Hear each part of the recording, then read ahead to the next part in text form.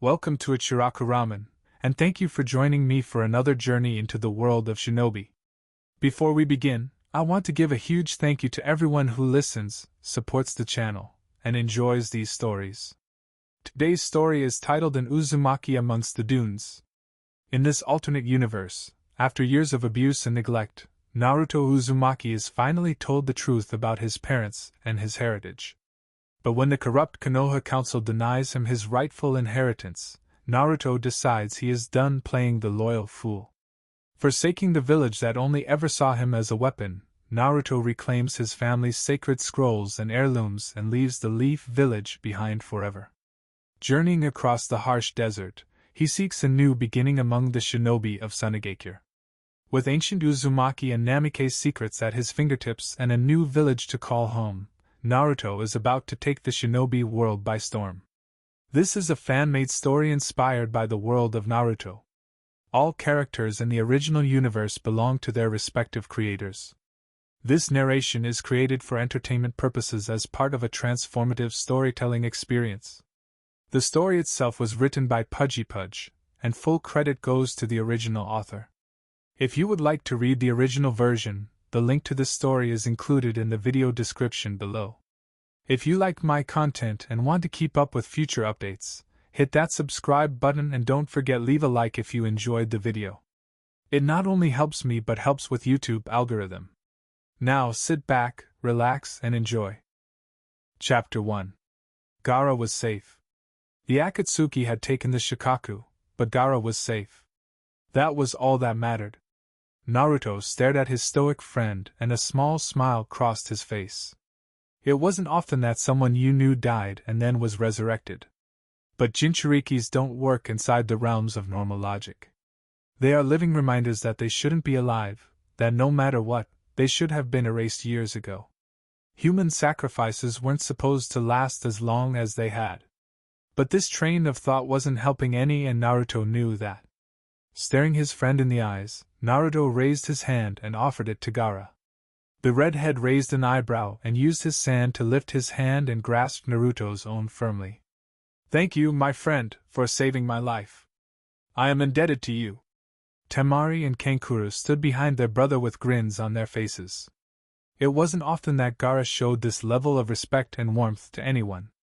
Naruto merely nodded his head and clapped his hand on Gaara's shoulder. "We have to go now, my friend. I'll see you again one day." As the rest of his group said their goodbyes and turned to walk away, a sudden cold feeling washed over Naruto, and he turned to look at the form of Gaara several feet behind him. A foreboding sense of premonition washed over him, and he didn't want to go home at the moment. Sakura, Kakashi, and the rest watched as he sprinted back over to Gaara and placed both hands on the Kazekage's shoulders, alerting many to how close they were and causing many to fall into defensive stances. The Godame Kazekage simply puzzled at the distressed look on his friend's face, and unfolded his arms. "What else do you need, Naruto? Ask, and if it's in my power, I shall help you." "Gaara, I just had a bad feeling. I need you to promise me that if I ever need to, that I can come live here. I have a bad feeling about going back to Konoha, and I just don't know. Just say that I can come here if need be." A ghost of a smile crept onto Gaara's face, and he clapped a hand on Naruto's right shoulder as Naruto dropped his own. "Uzumaki Naruto, you are forever more welcome in Sunagakure. If you ever need help or refuge, we will welcome you with open arms." Naruto ducked his head and a single tear crawled down his face. At least, if worse ever came to worse, he was welcome in Gaara's village. Raising his head, he looked past his insomniac friend to the people of Suna and saw nothing but smiles and admiration. He closed his eyes again and stepped away from them all. He turned his head while walking away, and in the tiniest voice that carried on the wind, he whispered, "Thank you all. I shall see you again soon." The mission to destroy Akatsuki did not go as planned. Jiraiya was able to live, but he lost an arm to pain. Sasuke and his Hibi group had engaged Itachi and had not done very well. The gap between the brothers was still as wide as a canyon. Hibi had run away, carrying their wounded leader, and the Konoha Nines had not been able to pursue. Their main concern was getting Jiraiya back to the village and having Tsunade fix him up. The mission was a failure. Better to regroup and come out alive, than to pursue a foe that could destroy them all. After much fussing and frantic crying from Tsunade over the stupidity of Jiraiya and his condition, the old hermit was fixed up and would be peeping on the girls again within months. Currently, he and Tsunade were sitting in the Hokage office with a very nervous Naruto. Tsunade cleared her throat and got his attention. Now Naruto, I want you to know that you're not in trouble. Jiraiya and I have something to tell you that will rock not only your world, but the foundation of Konoha as we know it. Naruto gulped and sat up straighter in his chair. He wasn't in trouble, but this had something to do with him, and he couldn't really see it being a good thing. The shiver he had after they rescued Gaara all those months ago came back full force, and the sense of foreboding was almost overpowering. Everything in him was telling him to bolt, but morbid curiosity wouldn't allow it. Signaling with his hand for her to continue, he readied himself. Naruto, this is about your parents, who they were, and what this means for you. A pin could have dropped, and would have been heard with perfect clarity. The sound of inhalation broke the silence, and Naruto was seen gripping the handles of his chair so hard that his knuckles were white. My parents? Who were they? Jiraiya smiled at his apprentice, and he and Tsunade crossed the room to sit in chairs in front of Naruto. A conversation such as this demanded not that they be professional, but that they be compassionate to a boy who, for all intents and purposes, was like a grandchild to the both of them. Tsunade smiled and started again. Your parents, Naruto, were Namikaze Minato and Uzumaki Kushina, two of the most powerful ninja this village has ever seen. Namikaze, where have I heard that name before? It sounds so familiar. Jiraiya laughed and slapped the arm of his chair. It should sound familiar, brat. That's the name of your idol, the Yondaime Hokage. My father was the Yondaime Hokage. But why was I never told? A sad smile came onto Tsunade's face as she patted his knee. Your parents didn't want you to get a big head, Naruto, because of who they were. They were humble people and expected you to be as well. It was your father's dying wish that you be seen as a hero, but we all see how that turned out. Your mother was beautiful, a loud-mouthed tomboy at heart, but a beautiful person. Despite the way you grew up, Naruto, you're one of the noblest people in Konoha by birth. Then why was I made to live like trash? I could have been adopted or something. Why did I have to be all alone? I don't think they wanted me to be all alone. Jiraiya sighed and sat back in his chair. A proud smile adorned his haggard face. Tell me, Naruto, do you know how you got that name? No. Your parents named you after a character in one of my books. I'm named after one of the characters in one of your perverted books? Great, that's just what I need to know now. Hey, that's not true. This was an earlier novel of mine that wasn't as well received. Your mother loved it though. It was a story of a brave warrior who became a hero to his village. In fact, it really resembled your life up till now. I wrote down the Toad Seer's prophecy and didn't realize it. This had piqued both Tsunade's and Naruto's interest, but only Tsunade had the voice to speak. Tell me, Jiraiya, how did it end? I never finished it. The publisher didn't like it, so I only got up to the point where the hero meets the villain pulling the strings behind the scenes and then nothing. The rest is a blank slate, Naruto. Your future is what you make of it. Do you have a picture of my parents? I want to see what they looked like. The last two of the Sannin stood and motioned for him to follow them. We'll do you one better, brat. We'll show you your parents' house. Stepping out into the sun, Naruto realized how warm it was and tied his jacket around his waist. The black t-shirt he wore was just a little tight and showed off his toned body. Naruto wasn't mindful of the looks he was getting though. Today was one day he could care less. Today was the day he learned of his origins. Perhaps, just maybe, that premonition wasn't a bad thing after all. After marching through the village for what seemed like eternity, the trio stopped outside of a set of gates. Naruto stood in awe before his family's home, completely oblivious to the prodding of his two companions. Well, Wouldn't you like to go inside and see what you have here? He merely nodded dumbly and padded after the two Sannin, up to the door and inside. Looking around, he noticed that the fact that his parents were humble people was very apparent. Instead of a clan house, it was a very quaint 4-bedroom home, just big enough for a couple wanting to start a family. It was a very homey place with leather furniture and wood floors, a fireplace, and a larger-than-average kitchen. Naruto spun round and round, taking it all in. He heard Jiraiya sigh and turned back to his sensei. You know, the last time I was here was right before you were born. I was in a bit of a slump and Minato and Kushina insisted that I stay with them until I was my normal, jolly self. I'd never seen them so happy, talking about what a great kid they were going to have. Heh, if they could only see the hellion you grew up to be, they'd have never been so upbeat.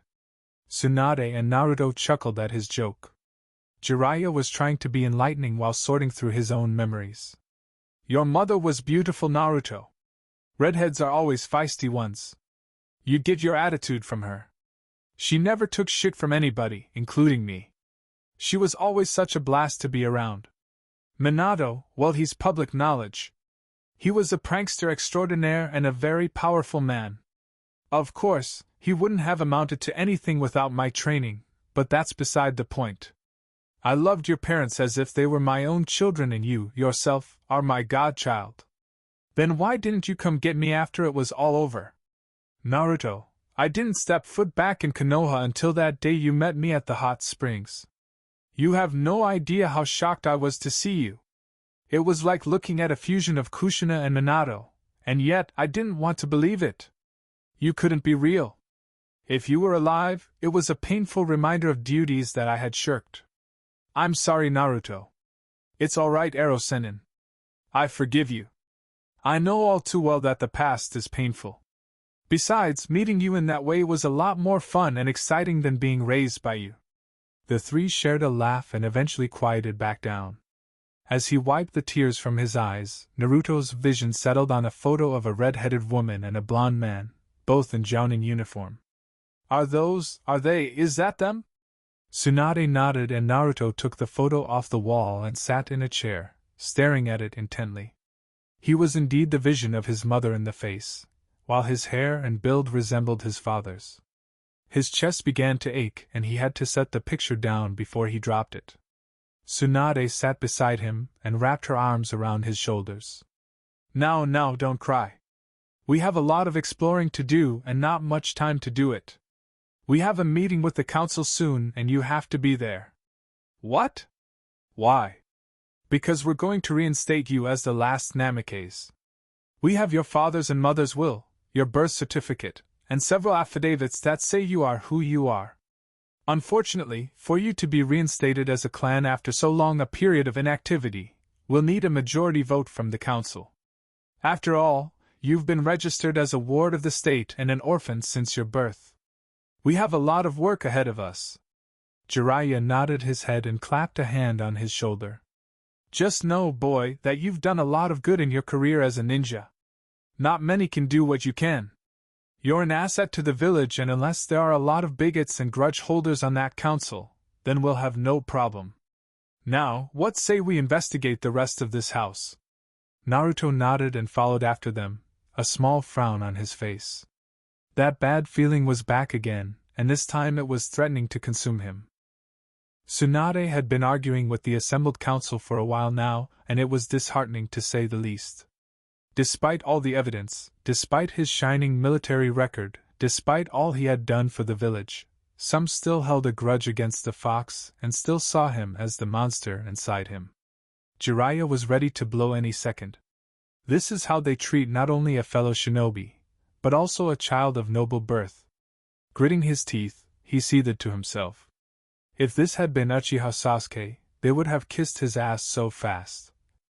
Naruto sat against the wall by the door, his head hung low. This must be what the feeling meant. He was denied his heritage. All that belonged to him was lost. He could care less about the land or the house, those were superficial things. He wanted the memories that belonged to him that were inside. The pictures, the books, the scrolls, his family heirlooms. He wanted his parents' legacy, and he was denied that. He had stopped listening after their vote came up negative. Tsunade was in a rage. How can you deny him his heritage? He is a ninja of this village, and you can't deny him his parents' things. Hamura pushed his glasses further up on his nose and sighed. It wasn't that he didn't like the boy, he just didn't hate him either. He was completely neutral. But the Namikazes were good people, and there was no sound proof that this boy was their son. He couldn't, in good conscience, let him have something that might not belong to him. Tsunade, what you say is true. We can't deny him his heritage, but there is no proof beyond your word that he even has a heritage.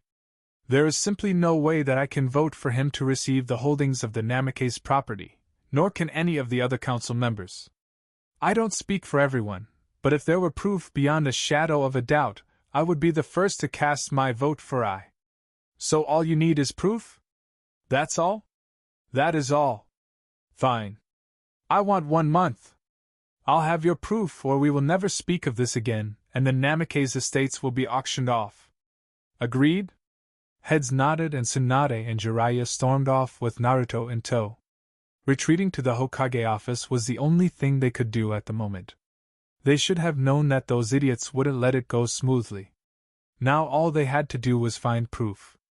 Naruto, however, had had enough of political scheming and stood up, crossed the room, and placed his hands on the shoulders of his 2 older companions. Enough. I see now that I will never reach the heights I want to hear. My dream has always been just that, a dream. But I've achieved a certain goal of mine. I know now who my parents were, and I can live happily knowing that I was a wanted child, that my parents didn't desert me or abandon me. But Konoha no longer holds anything for me. I want to leave Tsunade. I can't do that, Naruto. You'll be labeled a missing nin as soon as you exit the gates. But what if I wasn't a missing nin? What if you reassigned me to an allied village? Tsunade sat down behind her desk and folded her hands under her chin. Jiraiya took up his station behind her. You've put some thought into this, haven't you? Ever since we saved Gaara, I've had a bad feeling that wouldn't go away, like something was going to happen that would affect me greatly. I asked Gaara if he would give me a home if I ever had to leave the Leaf, and he agreed. Please, Bachan, don't make me stay here where I'm not appreciated. But Naruto, we appreciate you. Don't leave because of this. We'll fight it and we'll make it right. Naruto shook his head and smiled sadly. Bachan, I'm not stupid. I know that the council is against me. I don't have a future here except to die for a village that doesn't appreciate me. Do you know that I've never had a day go by here that I haven't been glared at, or insulted, or threatened with violence just for breathing? Do you know what I found in Suna? No, what? Acceptance. Adulation. Fellowship. I'm just one ninja, Tsunade, and I'm not the best. I'm powerful, but I know my shortcomings. I'm brash and loud and I don't think things through. Maybe in Suna I can find myself and I'll see you again one day, a better ninja and a better man. Please, Bachan. Tsunade swiveled her chair so that he couldn't see her face. Tears cascaded down her cheeks as she looked at Jiraiya pleadingly, as if asking him what she should do. He had no answer but a frown and a knowing nod, to which her tears seemed to redouble. It was true what Naruto said. He had no future here, he had no life. At least there, in Suna, the people didn't glare at him, they didn't hate him. And he had friends there, genuine friends who knew who and what he was. A happy thought flitted through her mind. Maybe there, he'd find love from someone who was as strong as he was, in mind and body. No one here would let their daughters near him, and his crush seemed so far away. Yes, perhaps this was for the best. She swung the chair back around and gave him a teary grin. Well then, when do you want to leave? I want to do some things first. They may have denied me my heritage, but I'm not leaving without a few things that are rightfully mine, council be damned. I want my family scrolls, I want my family's pictures, and I want my father's coat. The rest you can do whatever you want with. Jiraiya raised an eyebrow at his demands. And how do you intend to get all that, brat? I'm going back with you too one last time. I'm taking several sealing scrolls and I'm putting my family's things in them. Tsunade nodded her head, but then a fear crept into her mind. Naruto, those scrolls are important to the village. How do you intend to take them out without it being seen as treason? I'm going to make copies of whatever is written in them. We'll retrieve them and bring them here to the Hokage office, where I'll make copies and then we'll go see the council again and announce my transfer. They'll want the scrolls, you understand. Naruto set his mouth into a snarl and slammed his fist on the desk. They can't have them. Family scrolls are for family only, and if there are no Namikazes left in Konoha, then the scrolls need to be destroyed. I'll burn them myself if need be. I see. If you can't have your rightful property, nobody will. I like that brat. You know they'll throw a hissy fit, right? Like I give a damn. I don't care what they think anymore. Tsunade leaned back again and opened her desk drawer, taking out a bottle of sake and 3 dishes. Jiraiya and Naruto both raised their eyebrows while she uncorked the bottle and poured the sake into the dishes. Lifting hers, she bade the two to pick theirs up. Jiraiya did so with a grin on his face, but Naruto looked apprehensive. Tsunade sighed and thrust the dish into his hand. I wanted to have a drink with you when you were older, but I may not get that chance now. You're going to drink with Jiraiya and me, and you're going to like it. We need to get good and shitfaced before we go about destroying important documents tomorrow. The 3 lifted their dishes and clinked them together before downing them. Naruto coughed and sputtered, drawing laughter out of his 2 older drinking buddies and prompting them to utter at the same time. Lightweight. The next morning found our trio back at the Namikaze household, and standing in front of a heavy oaken door with a red seal on it. Tsunade and Jiraiya had thrust Naruto to the front and stood behind him while he faced the wooden gate to his desires. Looking over his shoulder, he asked for guidance on what to do. Jiraiya huffed and smacked him on the head. All those years of studying seals didn't do jack squat with you, did it? It's a blood seal, you moron. Cut your thumb and run the blood across the seal and the door should open. It'll only do this for a person of Namikaze blood, though. A light bulb seemed to come on in Tsunade's head. Wait. If that's true, then that's how we can prove his heritage. They'll have to believe us then. Naruto sighed and turned around as he bit his thumb. You know as well as I do it's a futile effort, Bachan. They don't want me to be a Namikaze, and they'll probably say something stupid like the demon altered his blood to that of the Hokages or some shit like that. Let's just do what we came here to do and copy them at your office. Without another word, Naruto swiped his thumb across the seal and it glowed a bright red before the door swung open and a musty smell came from the now open room. Coughing slightly, the 3 made their way in and stared in awe at the large amount of scrolls in the vault. Minato was a lover of knowledge and his library could rival that of the Hokage Tower. Kushina undoubtedly had her own stash in here, but the majority was Minato. Naruto smiled as he looked around. His parents were definitely knowledge hogs. Deciding to forego those thoughts for the moment, he turned to his companions and tossed them some scrolls. What you waiting for? Get to sealing. Several hours later, the 3 had gathered every scroll in that library and were headed back to copy them all. Naruto looked at Tsunade and Jiraiya and sighed. He needed to do something to thank them for their help before he left. Suddenly an idea came to his head. Hey, tell you what. As thanks for helping me do all this, I'll buy you whatever liquor you want, my treat. What do you say? If their eyes could have lit up any more, he'd have been afraid their heads would catch on fire. He was soon shoved off to the nearest liquor store with a list as long as his forearm. Perhaps offering to buy for them wasn't a good idea. The copying process went very smoothly. After sitting there copying for about an hour, Naruto had gotten bored and summoned several clones to keep going while he took a break. Tsunade soon caught on and sent several as well. She wondered in the back of her mind if that applied to Hokage paperwork too. Jiraiya, with his one arm, had to concentrate hard to get just the right amount of energy, but was able to make 2 clones to take over his workload. The rest of the evening was spent with the 3 getting drunk off their asses, while Tsunade sent a message to the council to meet again in 3 days. Maybe by then, Naruto would have enough time to look over everything he wanted and get what he needed. Tsunade entered the council room with Jiraiya and Naruto following closely behind her. This would be a day to remember one way or the other. For one, she was about to send a shinobi to another village without warning, and that was considered poor taste from a kage. The second reason was that she was going to allow said shinobi to destroy documents that could prove potentially useful to Konoha, and that definitely wouldn't sit well with the council. The third was that she had invited all of Naruto's friends to sit in on the proceedings, an unheard of thing in the history of Konoha. Seeing that everyone was getting restless, she started the meeting. All right, everyone, thank you for coming. We are here once again to decide whether or not you will allow Naruto to take up the name Namikaze and take the seat for that clan on this council. Last time you voted nay. What say you all this time? Hamura, having been named the representative after his speech last time, stood and addressed the Hokage. Have you come across any new evidence to support the claims that one Uzumaki Naruto is indeed the son of Namikaze Minato and Uzumaki Kushina?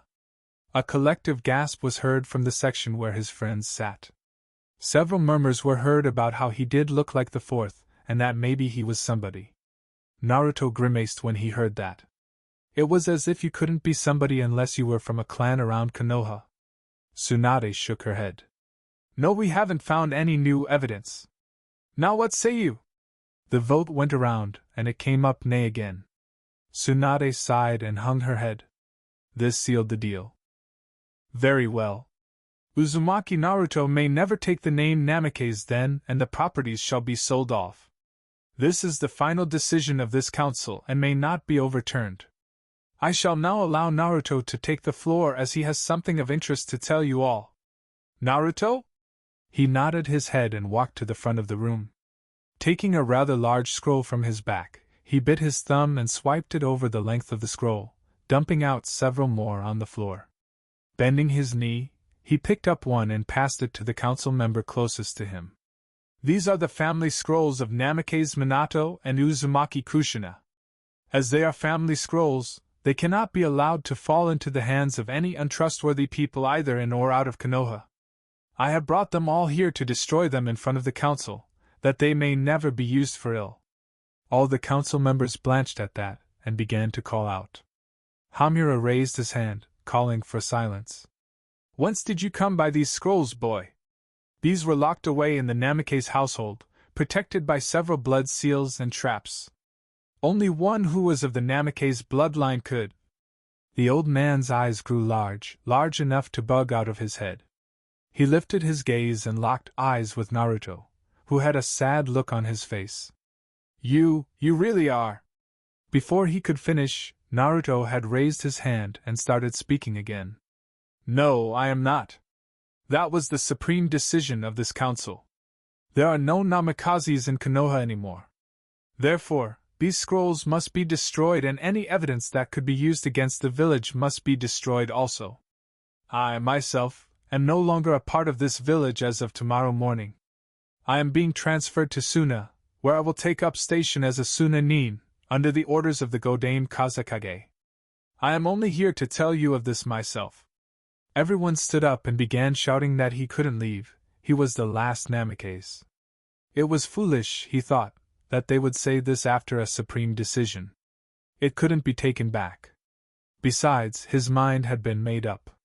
With a few quick hand signs and a cry of Katan, Gakkaku no Jutsu, he incinerated all the scrolls, amidst a chorus of howls of anger.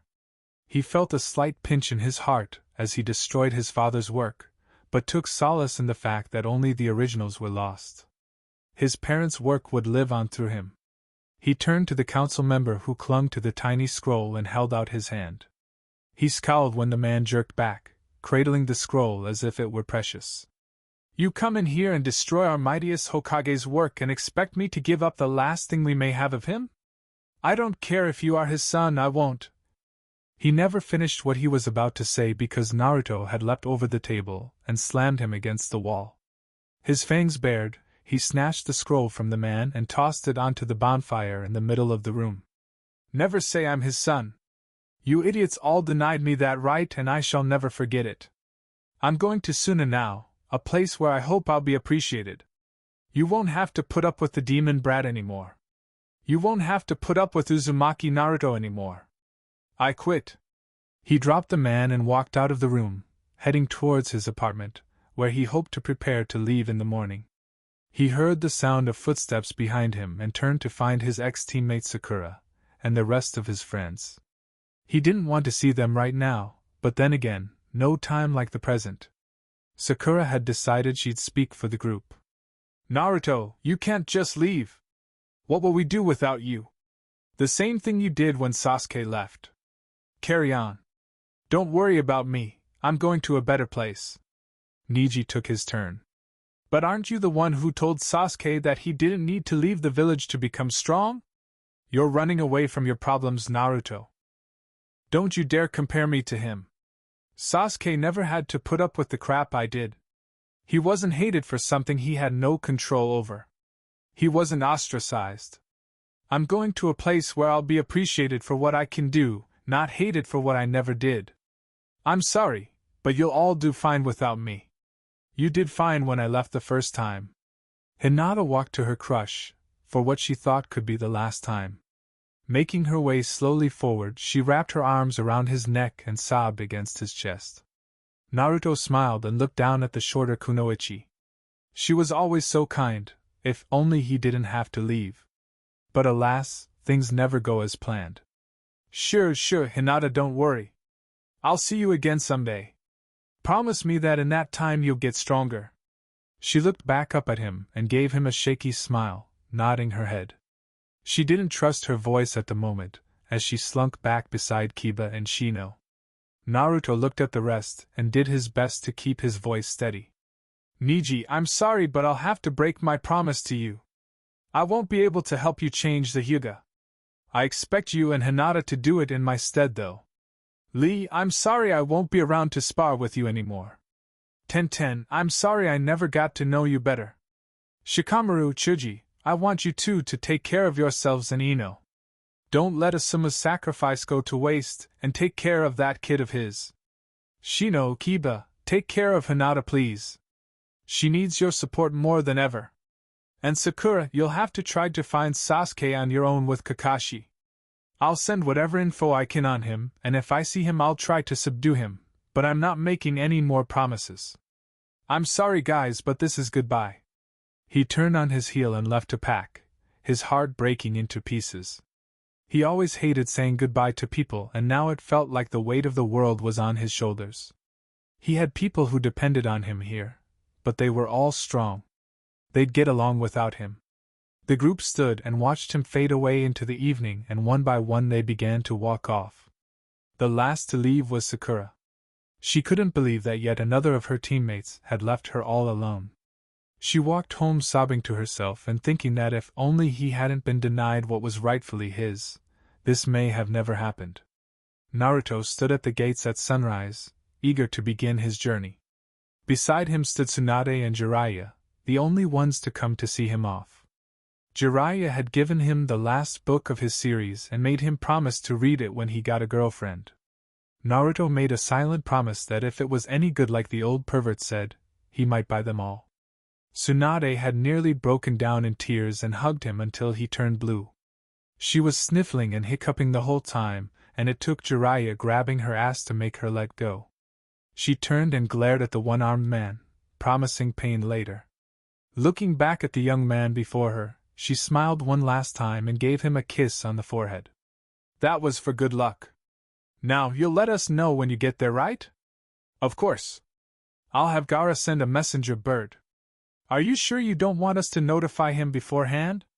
Yeah, I want this to be a surprise. Well, I'd better go. Naruto turned to walk away before he remembered the one thing that he had promised to do. Oh yeah, Ero-sennin. I need you to do me a favor. And what's that? I don't think I should have the Toad contract anymore. After all, it's a Konoha contract, and it needs to stay in Konoha. That's not up to me, kid, that's up to Gamabunta. It's his contract. Well, we better take care of this right now then.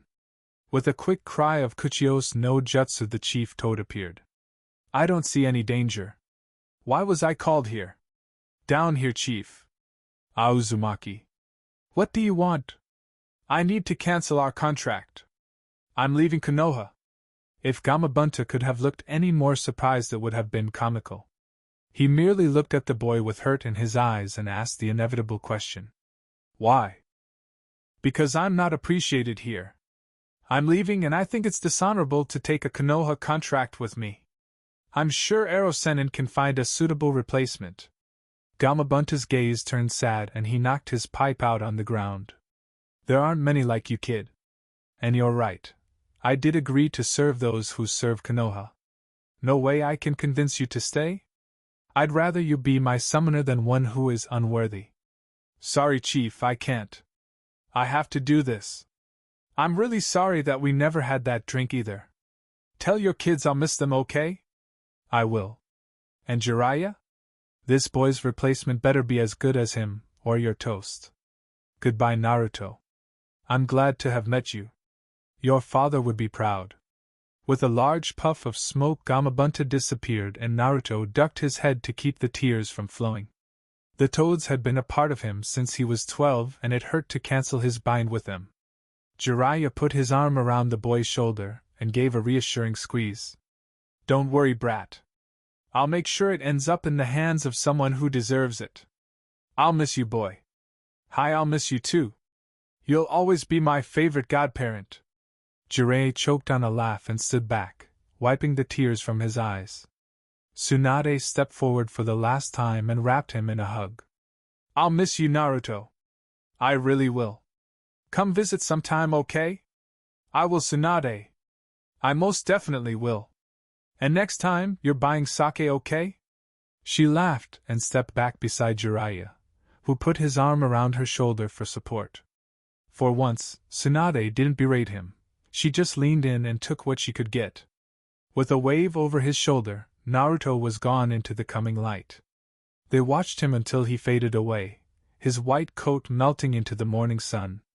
It was like looking at the back of Minato all over again. Tsunade wiped away one last tear and looked up at Jiraiya, who looked down at her with a smile, which quickly faded as he saw her feral grin. Now then, what have I told you about grabbing my ass? As Naruto jogged on, he kept thinking he heard the screams of a pervert in the distance. The thought brought a smile to his face as he marched on to his new home. Hopefully, some things would never change. Chapter 2. As Naruto trudged along the path, his thoughts went back to what he had learned earlier that week. His parents were good people, honorable people, and they had loved him. He was not happy with his father's decision to stick a demon inside him, but it was a hard thing for a man to decide to do. Do you decide that the life of your child is worth more than an entire village, or do you take the adage that the needs of the many outweigh the needs of the few to heart? It was a troubling question, and he didn't know if he had an answer to that. His father had been in a compromising position, and if he were placed in the same, he didn't know what his solution would have been. People stared at him as he passed them by. He had forsaken his orange jumpsuit. It was a reminder of what he had left behind in Konoha, a childhood that needed to end as soon as possible. It was time for a fresh start, and he had started that with a change of clothing. Wearing beige baggy pants, a black long-sleeved shirt, black sandals, and his father's battle coat with the sleeves shredded, he was quite an imposing figure. The tall collar of the coat shielded him from prying eyes somewhat, and for that he was grateful. He wasn't out of Fire Country yet, and there were undoubtedly some people from Konoha who would recognize him. He shifted the pack on his back and straightened up slightly. It was hard for him to cancel his contract with the Toads, but he felt it needed to be done. That contract had been in Konoha for quite a while, and it just felt wrong taking it away. Even if Jiraiya never found someone to summon them again, the contract would stay in the vaults until someone was deemed worthy. He mourned the loss of his friends from the Toads, but it was for the best. He wanted a fresh start in everything. Perhaps he'd find a new contract somewhere, and it would rival the Toads in power. After a couple days of walking, Naruto found himself at the border of Fire Country and River Country. He grimaced when he remembered that that was where they had found Gaara, dead on the ground with Deidara on top of him. It was not a happy memory, even if his friend was saved in the end. It was just a reminder that those bastards were still out there, even if they were weakened at the moment. He growled deep in his throat, and some people walking by him turned and stared. He didn't notice and just kept walking. Thinking about Akatsuki wasn't going to help any. He needed to keep his thoughts about him, and look toward the future. He stopped about halfway through river country for the night, and made camp. He suddenly wished he hadn't been so hasty in giving up the Toad contract. Gamakichi would have made a good companion on the trip. He sighed and rested his chin on the folded arms supported by his knees. He hoped that his new life in Suna would be a happy one. At least he already had some friends there to make the transition easier. But going from an environment full of life and flora and fauna to one filled with never-ending sand and wind was quite a system shock. He stared into the fire, and watched as the flames crackled and danced. He'd done so much in the past few days, and it made his head spin. Deciding to try to bore himself to sleep, he summoned one of his mother's scrolls and began to read. Several hours had passed, and he still wasn't asleep, but that was more from excitement than from a need of rest. This particular scroll was all about his mother's gardening ability. So that was where he got his affinity for botany. She had several tips for dealing with several different types of plants. He was intrigued with the idea of imbuing plants with chakra to make them grow and sending chakra into the ground to make grassy patches. If he saved up enough money to buy a plot of land in Suna, that would most definitely be a useful tactic. Snapping the scroll shut, he laid down and was soon asleep. Morning came earlier than he wished, and he went about his morning ritual. He got out the picture of his parents, and prayed that their souls were safe. He had heard over the years about the fate of his father, and only hoped that Kami would have mercy on his and the other Hokage's souls. It wasn't fair that such noble men were forced to suffer while monsters such as Akatsuki roamed the earth with no repercussions. He ran his fingers over the faces of his mother and father, and let a single tear fall. His dream now, besides living a full life and having a family, was to meet his parents in the next life. He stared at the faintly twinkling stars in the morning sky and wondered if perhaps two were his parents. Shrugging off those thoughts, he wolfed down his breakfast of fruits and bread, sloshing it down with water. He used the Doton Jutsu to bury the remains of his fire, and cleared away any evidence that he had been there. Shouldering his pack again, he continued down his path to Suna. He felt a familiar feeling the closer he got to the border, and soon realized that he was close to the cave where the Akatsuki had taken Gaara. He shivered and shook himself to rid himself of the feeling. He didn't ever want to go back to that cave. He imagined the remains of Sasori were still there, what little humanity he had left rotting away with the ravages of time. Yes, he would definitely avoid that place. Soon the greens of river country began to fade and the sands began to creep in. He had looked down when he heard the first crunch of the granules under his sandals. This was his new home. When he was truly in the country, actually in the desert, he had stopped and sniffed the stifling air, trying to acclimate himself to the heat and bareness. He would definitely have to try that gardening method of his mother's. For the moment, though, he didn't want to be caught in a sandstorm, and Sunagakure was a few hours away. Channeling chakra to his legs, he crouched low before springing away across the desert, the sand behind him lifting in a wave before settling back down, as if he'd never been there. Gaara sat in his comfy chair, glaring at the mountains of paperwork that lay before him. He had taken the job to attain that which Uzumaki, no, his friend Naruto, had in spades. The power of caring, the power of forgiveness, the power of making a friend and protecting those he thought precious. He wanted to be someone of import, someone precious to the people, and he wanted to protect them. He stared hard at the papers and tried to incinerate them with his eyes. It was no use. This was how the people thanked him for being the Kazekage. They gave him multitudes of paperwork and expected him to sit in an office all day. He sighed as he sat back. He probably had lost control of his sand by now, sitting in this damnable chair all the time. For some reason his thoughts swung to his one, true friend in the world. Uzumaki Naruto was, is, and always will be an enigma to him. The boy was truly too forgiving in his opinion. He smiled when he thought about their first fight. He had never seen such sadness and understanding in someone's eyes as he had then. It made him happy that he had found someone such as himself, and sad at the same time that someone else carried a burden such as his. The boy had saved his life twice now, and he was eternally in his debt. He hadn't heard from his friend in quite a while now and was wondering how he was doing. He was just about to pick up his pen and return to his paperwork when a Chunin burst through the door looking quite distressed. Gaara looked up slowly, as intimidating as possible, and gave a long drawn-out yes? Kazekage-sama, there's someone heading our way from the river country border. And? People come from that direction all the time. It's probably a traveler. They're traveling at a very high speed. Probably just a courier ninja. Nothing to worry about. They're kicking up the sand behind them in waves, like a boat breaking across water. Perhaps I should have a look after all. Temari and Kankuro stood on the wall beside the entrance to Suna and stared out over the desert. Whoever was kicking up that much sand had to be extremely quick and powerful. They weren't normal, that's for sure. There was no mention of a messenger coming, nor was there any indication that their allies were in trouble. Their heads turned as one when they heard the swishing of sand and found their younger brother stepping out of a small whirlwind. He crossed his arms in his favorite pose and walked between them. What's the damage? Temari smiled at her little brother and looked back to the wave of sand getting closer. No damage. We just don't know what or who the hell that is. It's not a courier ninja. I've never seen one who could kick the sand up like that. The only people I can think of fast enough are Rock Lee or Mato Guy, and only after they've opened the gates. Kankuro smirked and started to undo the scroll on his back. Nah, we'd have known if it was them. You can see that godforsaken spandex from miles away. This guy's wearing a white coat with flames. He has blonde hair and he's about your height, Gaara. Gaara stood and thought hard. Blonde hair, huh? There weren't many friendlies he knew of who had blonde hair and less who were male.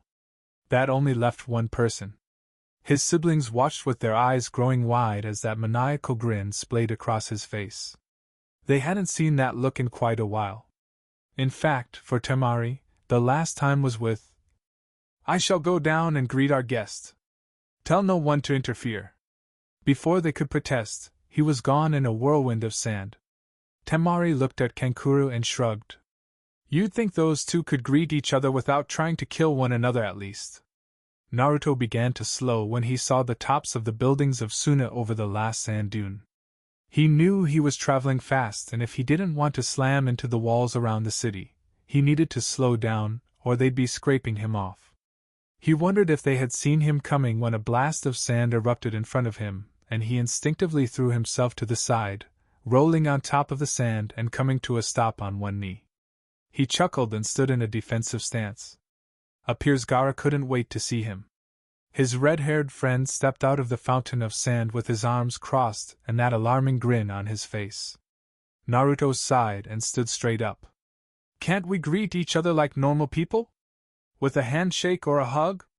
You don't have to showboat for the people of Suna. You are the Kazekage after all. Gaara's grin only grew wider and a playful glint came to his eyes that not many saw. We aren't normal people, Naruto. And besides, this way's more fun than a handshake. Naruto nodded his head and took his stance back up. He was going to lose here, more than likely. After all, the desert was a part of Gaara. He had all the ammunition in the world here. Sighing, Naruto formed his favorite seal and went after his friend. Above on the wall, most of the shinobi of Suna watched as their Kazekage decimated his friend. Kankuro and Temari chuckled and outright laughed as Gaara flipped Naruto into the air and played with him like he was a ball. They admired the boy for not allowing his demon to come into play. If he had, the fight would have been over before it started, and even Gaara knew that. But the two were just playing, and that was evident, since Naruto managed to get in a few glancing blows. Temari heard a kunoichi beside her side dreamily and turned her head to the young girl. Something wrong? Of course not, Temari-sama. I was just thinking that the Kazekage and that other guy are very handsome. Temari cocked an eyebrow and looked back out at the two flipping around. Well, the blonde was flipping around. Gaara was just standing there, although she knew he was enjoying himself. What makes you think the blonde is handsome? I can't even really see him from here. His build. He's average height, but he has broad shoulders and an athletic build. Not too big but not too small. Besides, neon blonde is a very exotic color for hair. I wonder if it's natural. Temari didn't answer, she just turned back to what was left of the fight. Gaara currently had Naruto upside down by the ankles and was talking to him face to face. From the easily seen grins on both their faces, she could tell that they were having a pleasant conversation. Suddenly, the upside-down blonde stuck his tongue out and disappeared in a poof of smoke, and the real Naruto sprang up from the sands and put Gaara in a headlock, while giving him a noogie. Throwing her hands up to her mouth to choke back the laughter didn't help, as Kankuro and her howled while the rest of the Sunanin sat in awe at the man manhandling their kage. Gaara had changed much in his time since the Shikaku was taken from him. While in front of his people he was still the cold, emotionless bastard he was from his youth. Around friends and family he could smile a little and relax. It helps when your best friend is a hyperactive idiot hellbent on everyone having a good time. Their rough housing completed, the two stood and Gaara brought them over the gate on a platform of sand. Naruto felt a little uncomfortable with all the eyes on him until he remembered that no one in Suna hated him that he knew of. He was about to say hello when he found himself enveloped in a hug from Temari. Welcome back to Suna, Naruto. I hope you plan to stay for a little while. I've actually come to talk to Gaara about that. We're going to his office at the moment. Sorry, but I'll catch up with you two later. Me and the Insomniac have things to discuss. Gaara muttered under his breath that he was standing right there as he and Naruto shined into his office. Naruto took in the unassuming room and smiled.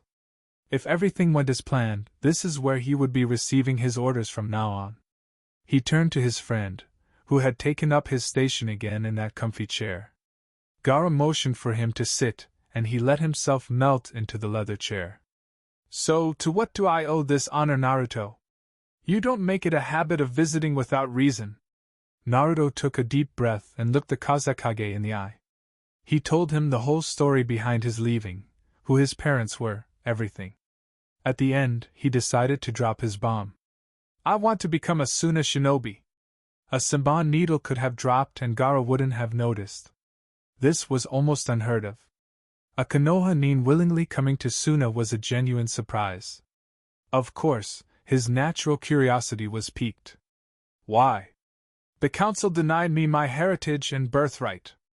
I couldn't live there anymore, and I remember you saying that I could come here any time. I want to be a ninja under your leadership. But what of your dream? Does Tsunade know of this? Why here? Yeah, Tsunade knows. She signed my release forms. I need your approval though.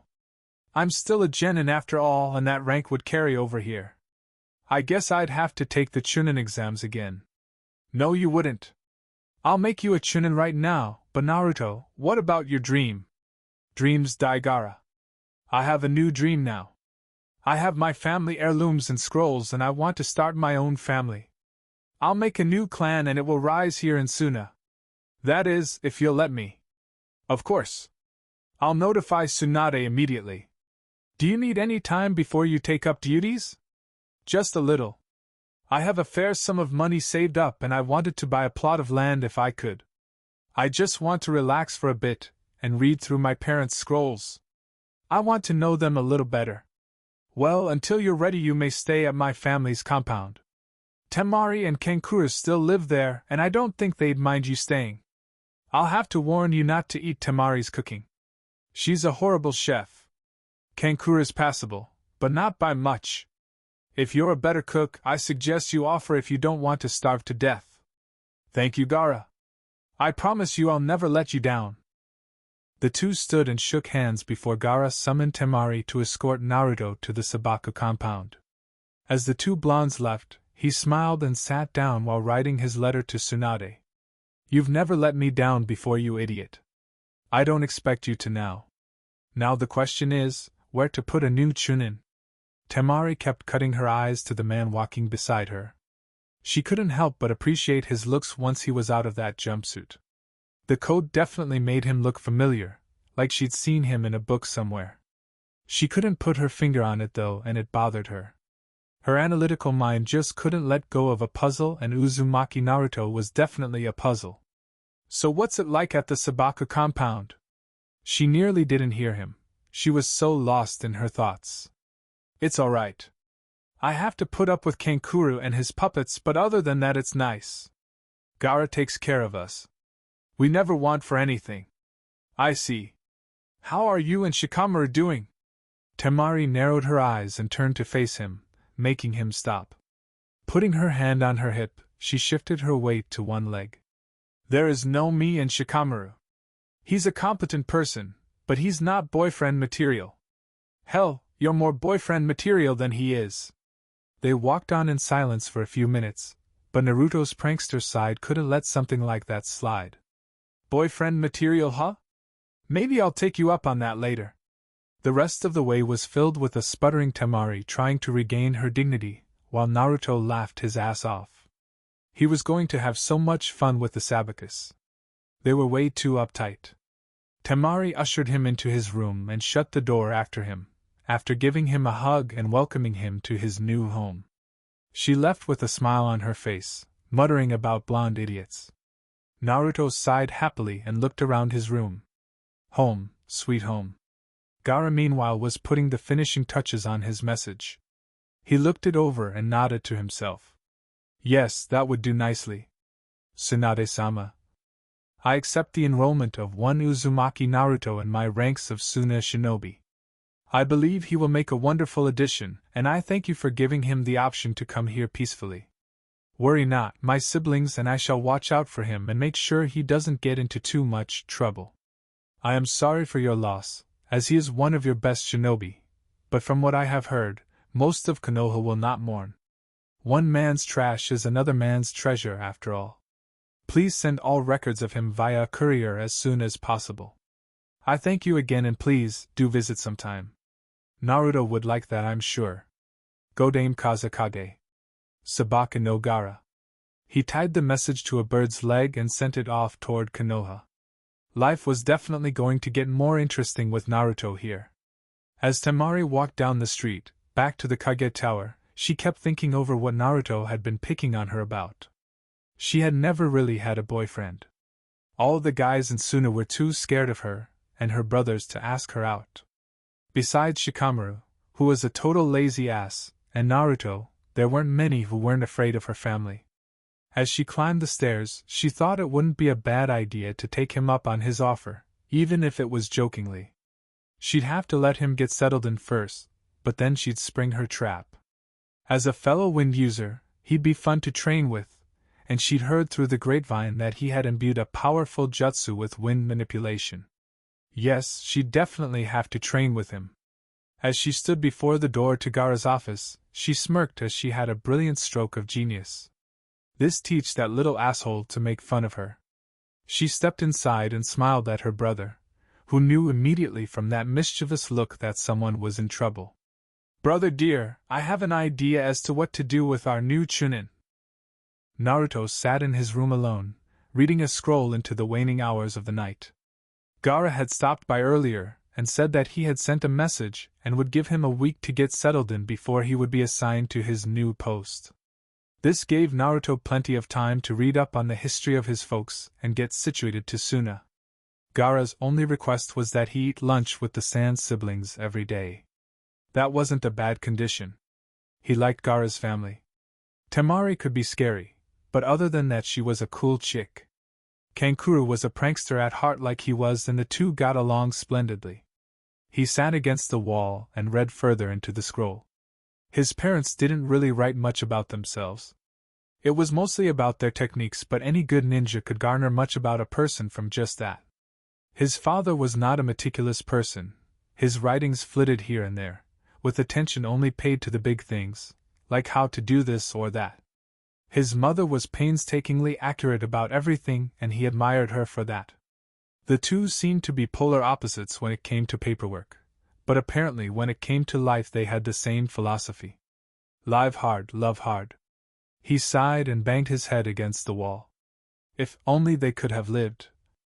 The next morning found Temari waking up to a wonderful smell. She didn't think about what she was wearing as she and Kankuro were the only ones in the house. She had forgotten about Naruto overnight and walked into the kitchen wearing only an oversized t-shirt and her panties. Eyes half-lidded, she yawned and stretched as she said good morning to the shape at the counter. When she didn't hear the familiar grunt of her brother, she cracked her eyes a little wider, and they flew wide open when she saw who was cooking. Clad only in boxers and a muscled shirt, was Naruto, flipping pancakes on his griddle and bacon frying in another. The two stood dumbfounded, just staring at each other. Temari, admiring his well-toned body and unnatural tan, liking the way his hair hung limp without a headband and the way the whiskers on his cheek made him seem feral. Naruto stood admiring those legs of hers, well-defined and toned, and thinking that her chest must have gotten bigger since he last saw her. He cocked his head to the side, completely oblivious to the fact that he was staring, and drank up her face. She was definitely cute, although she could be bossy when she wanted. They would have stood there for quite a while until a gruff voice came from behind her. "You're burning breakfast, Naruto. Pay attention. Temari, put some pants on." Temari looked down at her attire and shrieked before rushing back upstairs to get dressed. Kankuro looked at Naruto's blushing face and died laughing. It was going to be so fun teasing those two. He accepted the plate that Naruto handed him and smacked his lips appreciatively when he took his first bite. "This is really good, dude. Temari can't cook this good." "Shut up, asshole." She appeared at the door again, this time in her black battle kimono. She glared at the blonde boy, who blushed again and turned back to the stove. She smirked at his back and sat down at the table, looking longingly at Kankuro's plate. He eyed her and put an arm around it protectively. "Wait your damn turn. This grub is mine. You could share, you know. I am older than you. Not on your life. This guy's cooking from now on, and I ain't giving up my portions. It's way too good. You guys are embarrassing me. Here, Temari, sorry about earlier." She waved her hand dismissively and took a bite out of the pancake. She chewed slowly as he stood by, waiting for her reaction. She sat her fork down and turned to him. "This is without a doubt the most delicious thing I've eaten in quite a while. Bravo, Squirt." Naruto growled at her, his elongated fangs showing. "You know, I'm not 12 anymore and I'm just as tall as you. Don't call me Squirt. I will if I want. Besides, you have a meeting with Gaara later on today. Your new assignment, if I'm not mistaken. Congratulations on making Chunin, by the way." "Heh, thank you. I'm a jounin, you know. I still outrank you." "Humph, just eat your damn pancakes." Kankuro looked back up from his bacon and smirked. "Oh yes, this would be so much fun." Naruto walked up to Gaara's receptionist and smiled at her. She blushed when she saw who he was and gave him a shy smile in return. "Can I help you? I'm here to see Gaara. I hear he has something he wishes to speak to me about." "Ah yes, Uzumaki-san, go right on in. He's been expecting you for a while now." "Thank you." As soon as he had closed the door, he was pinned to the wall by a blast of sand and Gaara stood before him. "I hope you don't expect me to accept tardiness here, Naruto. I won't have you turn into that worthless sensei of yours." Naruto laughed and struggled against his bonds before Gaara let the sand recede. "I cooked breakfast this morning and had to listen to your sister give a lecture about not being a pervert." "What did you do to my sister?" "We may be friends, Naruto, but if you—" "I didn't do anything. She forgot I was there and walked into the kitchen wearing a t-shirt and panties. Your sister is gorgeous, by the way. I can't help it, she's forgetful." "Indeed. Now sit, if you please." Once they were settled in, Gaara took up his arms-crossed pose. "I sent off the message that you had arrived to Tsunade last night. I requested all your records and they should arrive soon. Now then, I have called you here because of your new assignment. One of our Chunin has been reassigned to a new post, and I have need of your services in his stead. Do you accept?" "Of course, Gaara. Just tell me what I need to do." The former Jinchuriki smirked and stood grasping Naruto's hand in a firm shake. "I knew I could count on you, Naruto. You will report to the academy starting next week to begin your new assignment." "And that would be?" Why, sensei to the new academy students, of course. Naruto's eyes went wide and he opened his mouth as if to scream, but nothing came out since Gaara clamped his hand over the boy's mouth. After several seconds of struggle, Naruto sighed in defeat and his shoulders slumped. Gaara let the sand recede and Naruto glared at him. I really hate you, you know that? What makes you think I'll be a good teacher anyway? You have the skills, you just need to apply them accordingly. Don't worry, it's not forever, just until I find someone more suitable. Here's a folder of all the information you need. I suggest you study up and get ready.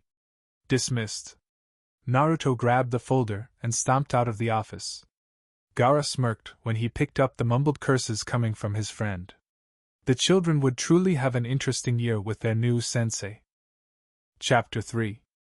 Naruto sighed for what seemed the millionth time that night. He'd been going over the files of the students, and what was expected of a Chunin teacher for a couple days now, and he was not happy. The students were fine, he'd get to know them later. It was the class curriculum that bothered him. It seemed that every hidden village insisted on teaching history and other book-related topics over practical things. He scowled and leaned against the wall. He was going to change that with his class, consequences be damned. Knowing that you were responsible for teaching children how to be ninja, even if it was just the basics, was a huge burden. He wouldn't send them off half-cocked. He looked around at all the scattered files and picked up one of particular interest. It was the requirement for the graduates. Same as Konoha.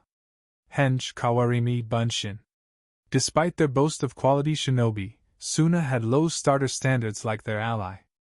True, their numbers were lower because only the best of the academy were accepted, but his class wouldn't be like that. Pulling out a blank scroll, Naruto began to scribble furiously on the parchment. His class plan would break rules and tear down barriers, and if Gaara didn't like it, then let him try to stop him. Uzumaki Naruto always proved his detractors wrong. Naruto straightened himself out as he walked toward Gaara's office. Clad in his beige pants, black shirt, and battle coat with his Chunin vest beneath, he cast quite a shadow. He nodded his head to the receptionist and knocked on the door. He tugged on his vest again and smiled. Temari had wanted to be the one to present it to him, but Gaara reserved the right of the headband for himself alone. A monotone voice bade him to enter, and Naruto stepped inside. Gaara took in his friend's appearance and nodded approvingly. While I appreciate the change of color, I don't think your father would have approved of you tearing the sleeves off his coat. Yeah, well, it gives me a better range of movement. Besides, a sleeveless trench coat looks cool. Gaara sighed and walked around his desk. He presented Naruto with his headband and bowed to him. Naruto took it with a smile and bowed to his friend. The two straightened up and each took a chair. As Gaara made his way back to his comfy leather chair, Naruto tied the headband around his arm. He liked his hair better down anyway. Congratulations, new Chunin of Suna. I am proud to welcome you into our ranks. You don't need to say all that, Gaara. Shut up, idiot, I'm obligated to. Now where was I? Oh yes. The speech continued on for nearly 5 minutes in Gaara's drawling monotone, and Naruto was sure by the time it was over that the former Jinchuriki had only said the speech to make him mad. His eye twitching madly, he tried to keep his voice calm. Is that all, Kazekage-sama? Gaara frowned and the sand behind him swirled up. I thought I told you not to call me that. I thought I asked you not to say all of that spiel. Yes, well, that is my right. On to other topics. I assume you are prepared for your class? Yes. You've read the curriculum? Read the files on your students? Yes. I can trust you not to teach them frivolous things like that Oiroke no jutsu of yours? They're children, Gaara. I wouldn't teach kids that jutsu. Not what I heard. All right then. Chunin Uzumaki, welcome officially to the Suna ranks. And Godspeed and good luck with those little brats, you're going to need it. Gee, thanks. Well, I gotta go. I'm fixing dinner again tonight, and I've gotta get to the market. You're fixing dinner? MHHMM. I'll be over later. See you then. Naruto hummed as he stood over the stove. Cooking had become something of a nerve soother for him, and it relaxed him greatly. It was a plus that everyone enjoyed his cooking. He tried some of Temari's fare and ate it politely, not wanting to hurt her feelings. Kankuro, however, did not share his tact and ended up being brained by a frying pan. Poor Naruto had to run damage control between the two the rest of the evening. No wonder Gaara used to be homicidal. Naruto tensed when he felt someone lean over his shoulder, but eased up when he saw the golden tresses of Temari. "What, you're cooking?" Naruto shrugged his shoulder to get her away and pushed her back with his free hand. "None of your business. You'll find out when dinner's ready." "Aw, but I want to know now." "Well, tough shit. I'm not spoiling the surprise, but if you keep bugging me I won't make dessert either." The blonde beside him disappeared immediately. She absolutely adored the desserts Naruto had made in his short stay at the compound and had put a whole cake away by herself. She complained of an aching stomach the next day and Naruto berated her for being such a pig, earning him a knock on the head from her battle fan. Ah well, it was all in good fun. Staying with the Sand siblings was a real riot. He chuckled to himself, and tasted what was in the pot. Needs more salt. An hour later Gaara showed up with Baki in tow. It was a good thing that Naruto made unusually sized portions. Between him and the Sand siblings, food never lasted long. As the four made small talk in the living room, Naruto began to set the table. Putting his fingers in his mouth, he let out a shrill whistle. "All right. Soup's on." The four appeared at the table so fast Naruto thought they had used Shunshin. With a quick itadakimasu everyone dove in. Naruto waited to see what they thought before he dug into his plate. Baki sat up straight and swallowed his mouthful before smiling at Naruto. "This is very good Uzumaki. Much better than anything these three ever came up with." Shouts of indignation came from Kankuro and Temari while Gaara just grunted and kept eating. No use arguing if the food got cold. Once everyone was done and patting their bellies, Naruto retreated to the kitchen and came back with a covered dish. Temari was literally bouncing in her seat from anticipation. Naruto pulled the cover off the dish to reveal a double chocolate cake. Temari was practically foaming at the mouth. Gaara looked over at her and sighed. "Temari, close your mouth. You're drooling everywhere." Naruto just laughed as the kunoichi wiped her mouth off and held out her plate for a slice of cake. He cut her a generous portion and watched her dive into it. The others were no better though, except for Baki who kept some dignity while trying to shovel it in as fast as he could. "Gaara, you're the Kazakage. You shouldn't eat like a pig. It sets a bad example for those of low station like myself. I'll remember that when you have to come up with extra curriculum for the children. Perhaps table manners would be a good subject." Perhaps. Dinner passed without much more incident, and the five found themselves in the living room, passing around a sake bottle. Baki took a strong swig and passed it to Gaara, who declined and passed it to Kankuro. Baki stared at Naruto for a moment before speaking. "So Uzumaki, any idea how you're going to teach all those brats?" "I do actually, but I'm not going to tell what my lesson plan is. I want my class to be unprepared for what I have in store for them. They'll find out in 2 days what kind of teacher I am." Temari took a swig and passed it to Naruto. "So you won't tell us anything? Not even a little hint?" Naruto smirked and took a swig before passing the bottle to Baki again. "I'll just say that my curriculum will be as unorthodox as I am. We need ninja here in Suna, but more importantly we need quality ninja. I intend for my entire class to pass." Gaara stared at him incredulously before snorting. "I've heard that claim before, Naruto, and believe me, that's a dead wish. It won't happen. I know what the requirements for Genin are, Gaara. I intend for my class to surpass those standards. That's all." The other four stared at him for a second before going back to their drinks. Baki took a huge swig and sighed heavily. "That'll be the day." Today was doomsday. Naruto groaned when the alarm clock went off and took a swipe at it, sending it across the room and into a wall. He sat up and looked bleary-eyed across the room before settling on the scrolls still spread out on his bed.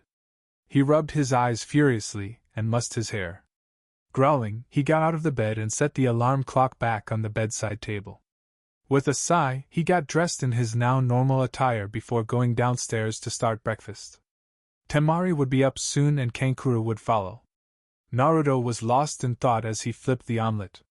He was no genius, and he'd accepted this role without any prior knowledge of what to do. Flying by the seat of his pants worked in battle, but in a classroom structure was the watchword. He'd have to hope that what he was going to do wouldn't be frowned upon. He didn't like the idea of parents, or an angry Gaara trying to kill him. Temari came in and said good morning. Naruto waved at her and set her omelet on the table, before turning back to fix another for Kankuro. If bad things happened, then bad things happened.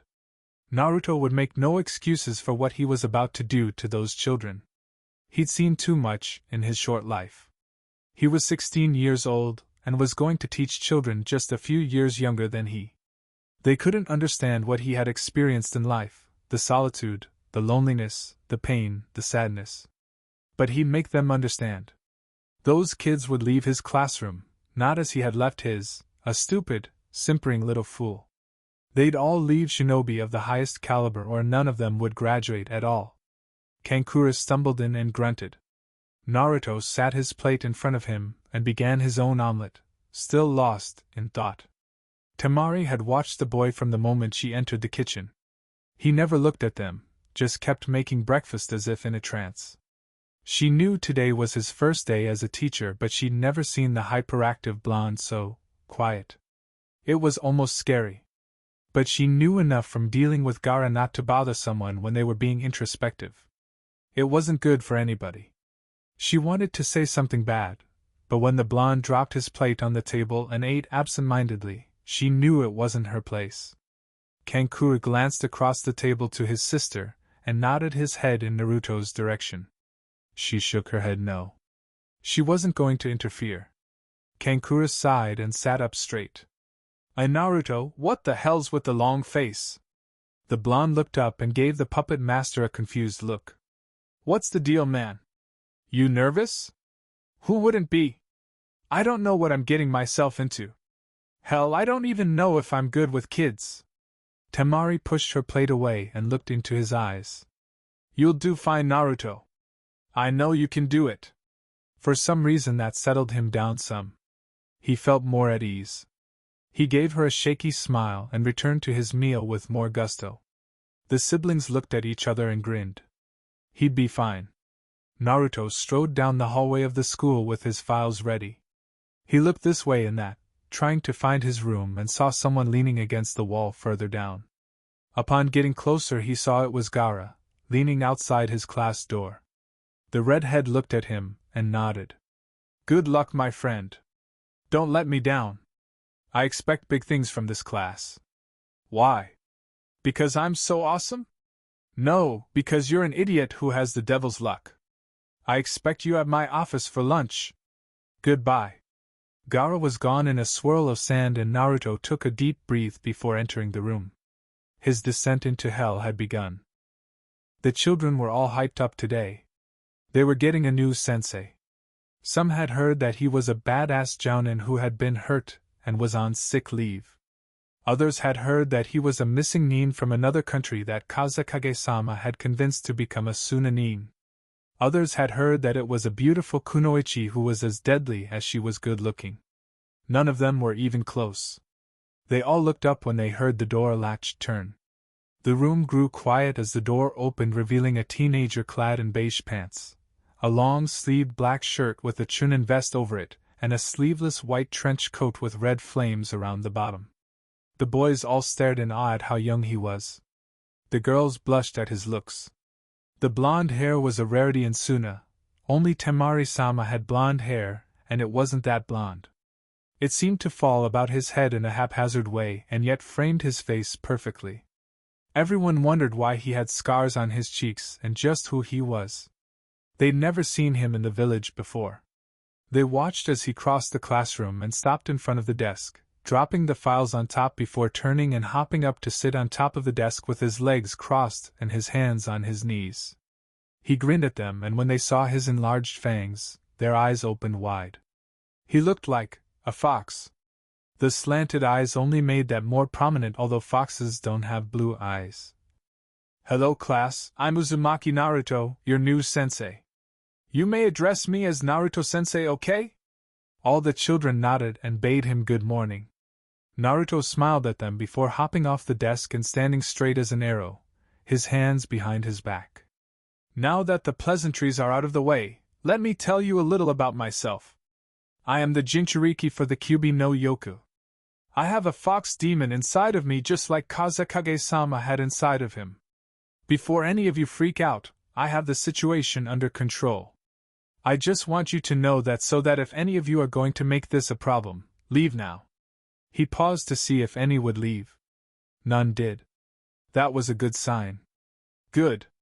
We might work out all right after all. Tell me, what are the requirements to be a genin of Suna? A small girl raised her hand. Naruto nodded for her to speak. To do the henge, kawarimi, and bunshin and to also pass a written test. Naruto nodded and the girl sat down pleased with herself. That is correct. That is Suna's graduation exam. But it is not mine. The kid's eyes flew wide open and their ears perked. I don't merely mean to make you genin. I plan to make you ninja. Fully functioning ninja by the time you leave this classroom. You, in the front row, what is in that textbook? History, sir, along with theories on the lower level jutsu. Give me that. The student walked forward and handed Naruto his book. He flipped through it, made a disgusted face, and tossed it on the floor. Everyone, take your textbook and toss it into a pile. Once everyone had complied, he made some seals and burned them with a katon jutsu. The children all stared in horror. What the hell was this man thinking? If you want to study that, do it on your own time.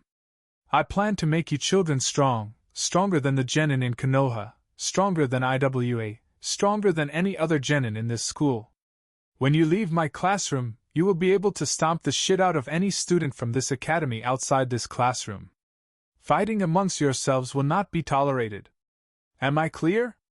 If you have an ego, if you're a fangirl or fanboy, if you're just an idiot with a chip on his shoulder, get out. I have no use for you. I was an idiot when I was a genin. I thought I had something to prove. I left the academy greener than a grasshopper's ass and thought I was king of the world. Let me tell you kids something. The world isn't fair. I'm the first to admit this. I'm a human sacrifice, kids. I've been beaten, I've been tortured, and I've nearly been killed. The ninja world is not pretty, and some of you may die. I'm not trying to scare you, but that's the way the world is. Don't think being a ninja is cool, don't think it is noble. It's a job. It's a service to your village. To most you are a tool. Personally, I don't believe that. Emotion can't be wiped out. It's what makes us human. I want you to know that I don't play favorites. I will be working with each and every one of you personally. This class is a team effort. If you have illusions of grandeur, if you think you're better than your classmates, get out. This is the golden rule of my class. Everyone passes or nobody passes. And we will do this over and over and over again, until everyone passes. Am I clear? Every head nodded dumbly. Naruto smiled and his smile made the children relax more. I've seen favoritism and what it can do to a team. I won't let that happen to my students. If one of your classmates is struggling, help them. It's better for you in the end. If you can't get your chakra under control, ask someone who's good with control to help you. If you need to build up your reserves, then get with someone who knows ninjutsu. If you suck at hand-to-hand combat, find a classmate who can kick your ass and work with them. That works the other way around too. Offer to help. Don't sit by idly while someone struggles. If I see you doing that, I'll kick your ass out of this class so fast, even medical jutsu won't be able to take the boot print off your cheeks. The children all laughed at that and Naruto's smile grew wider. Not to say there won't be bookwork or homework assignments. I just prefer to work on the practical things. History to me is a hobby. Knowing how many hairs were on the Shodan Kazekage's ass isn't going to help you mid-battle. Knowing how to beat the shit out of your opponent will. Now I'll take questions until we have to leave. Don't tell me your name though. I don't want to know them. Why not, sensei? Because then that would mean that I had a personal attachment to you, and as a sensei who is going to grind you into the ground, I'd rather not know you all personally, otherwise I might decide to go easy on you. Are you going to teach us lots of cool jutsu? I have a very limited repertoire at the moment, but I will teach you what I can. Remember, kids, a ninja never stops learning. He's always learning something new, something useful. What jutsu I do know are powerful though. At one time, I had the Toad contract, but I gave it up when I left my village. What village are you from originally? I'm from Konoha. I left there for personal reasons that I won't divulge to you kids. What's the biggest toad you ever summoned? The chief toad Gamabunta. The children all gasped and began to whisper amongst themselves. Naruto cocked his head and asked what the problem was. Nothing, sensei. It's just that Kazekage-sama was beaten by a boy who could summon toads during the failed invasion of Konoha. We've heard that he's friends with him now, though. Naruto put on his foxiest grin and put his hands on his hips. Yeah, I whipped Gaara's ass pretty good. If the children were dumbstruck before then, they were comatose now. No way. That was you? You beat the Kazekage? When we were children, yes. But I don't want to talk about that now. Why not? It's not my place to tell of the defeat of the Kazekage. He's my friend and I won't belittle him by talking about things in the past that don't affect us now. Naruto looked around the room and saw that their questions were coming to a close. Any more questions? Just one. Can you show us your jutsus? Naruto grinned and walked to the door. He turned in the doorway. Let's take a trip outside real quick. Some of mine can be a bit destructive. The kids filed outside quickly and blinked against the nearly noonday sun. Naruto coughed to get their attention. I'll show you two of my favorites and after that we'll go home for the day. Putting his fingers into a familiar cross-shaped seal, he cried out Kage Bunshin no Jutsu and as many clones as there were students popped up.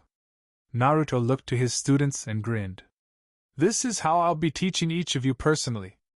I prefer hands-on training and teaching so no one will fall behind. But sensei, they're just Bunshin. They can't help us. One of the clones frowned and walked over to the boy. Everyone watched as it raised its hand and waited for it to pass through the boy's head.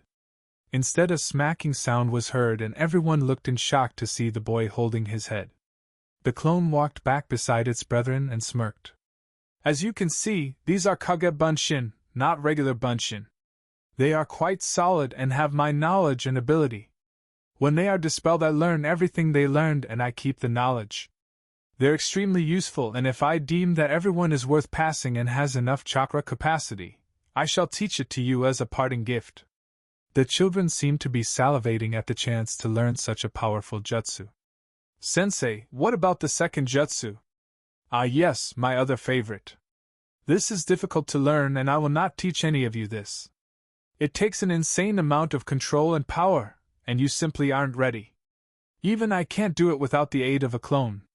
He held out his right hand and a clone stepped forward.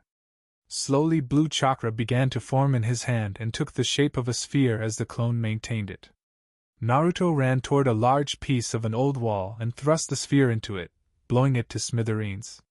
He clapped his hands to free them of dust and walked back to the group, dismissing his clones. He turned back to the kids and ushered them back inside, ignoring the heads poking out of the windows to see what the hell was going on. Once inside the classroom, he took up his station at the desk again. Now look kids, I'm not going to lie to you. This is my first time as a teacher and I don't want to screw up. I promised Gaara that I wouldn't let him down, and I intend to start with this class. Suna needs good shinobi, dependable shinobi, and this class has the potential to be one of the best ever. Take the rest of the day off and think about whether you want me as a sensei or not. I'm unorthodox, I'm brash, but if you're willing to learn, I'm willing to help you. If you'd rather wait till next year when you can have a seasoned Chunin teacher, then I won't blame you. We'll be going by ear here. We'll still have tests, by the way, but that will be on things I think are important. Personally, I think genin exams are a crock. I myself can't create a simple bunshin. I have too much chakra. I have a friend back home who can't use jutsus, but he's still one of the best ninja I've ever met, and on a good day he could kick anyone's ass from here to mist and back and never have that smile of his leave his face. We will accentuate your positives and work on your negatives. Remember, this class motto is, no one is left behind. Now get out of here. I got other things to do and a lesson plan to work on. The children filed out as if in a daze, and Naruto left after them, wondering if he was doing the right thing. As soon as the door was closed, a genjutsu dropped and the Sand siblings stood in the corner. Temari turned to Gaara and saw that he was deep in thought. So? What do you two think? Kankura took up a thinking pose that looked unnatural on him, but this was an unorthodox thing to begin with. I think he'll either make or break these kids. Naruto was always a do-or-die kind of person. Personally, I think the academy has been due for a shake-up like this for years. What do you think, Temari? I think he'll do fine. I actually like his approach. It reminds me of Baki-sensei. Gaara, what do you think? Gaara didn't answer for several minutes.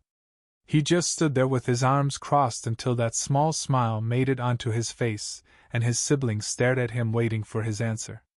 I hope Naruto bakes another dessert tonight. I seem to have acquired a sweet tooth. He disappeared in a swirl of sand, leaving two baffled jounin. After the shock wore off, Temari smiled at Kankura as they walked out of the room. He'll do just fine. And I hope he bakes a cake tonight too. That boy's a damn good cook. Kankura took a sip out of his canteen. Then why don't you rope him and take him out? Temari looked up as they walked and waited until Kankura took another sip of water before answering. I just might. I saw him in boxers, remember? He has a great ass. Poor Kankura nearly died from choking. Naruto did indeed bake a cake that night, and everyone was very appreciative.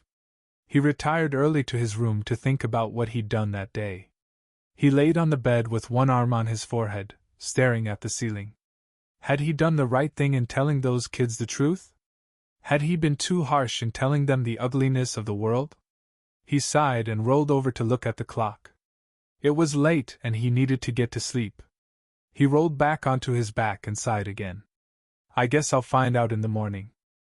Chapter 4. Walking to class was somewhat of a chore for Naruto.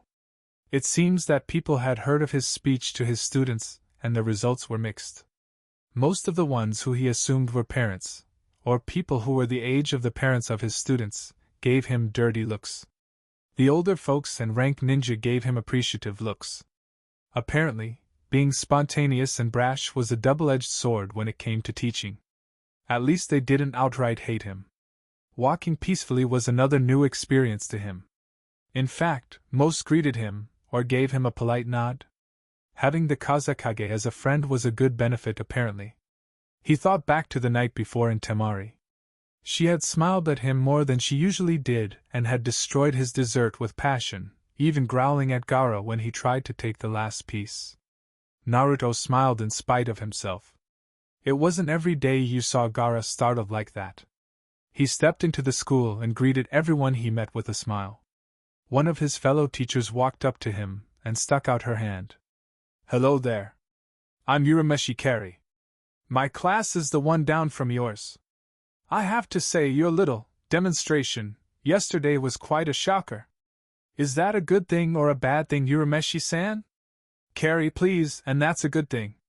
It's nice to have a teacher that the students actually look up to and don't disrespect. Look up to? Heh, if they look up to me, they don't know me yet. My students will hate me by the time I'm through with them. Why's that? Because of the regimen I'm going to put them through. I'm sorry to cut our conversation short, Kari-san, but I have to get to class and so do you. I look forward to speaking with you again. Kari watched as he paced on down the hall, the heels of his shoes thumping against the wooden floor. Interesting guy. Naruto walked into his classroom and took up his position at the desk again. He was pleasantly surprised to see that all his students had shown back up. They were indeed a surprising bunch. He'd expected at least 4 or 5 to not come back. He smiled at them and walked to the blackboard. Good morning, class. In unison, they all chanted good morning, Naruto-sensei. His smile grew a little wider. Naruto-sensei. Yeah, he liked the sound of that. He faced them again and put his hands behind his back. Now do you all remember what I spoke of yesterday? Good, good. Today will be our first official day of training. I will be with all of you and will do an assessment of your skills. But first, let's all go outside. Follow me. Opening the door, he turned to see them still in their seats and raised an eyebrow in annoyance. Move your lazy asses and get outside. They all squeaked and flew past him. Chuckling to himself, he followed them out and found them in a line, facing the building. Excellent form.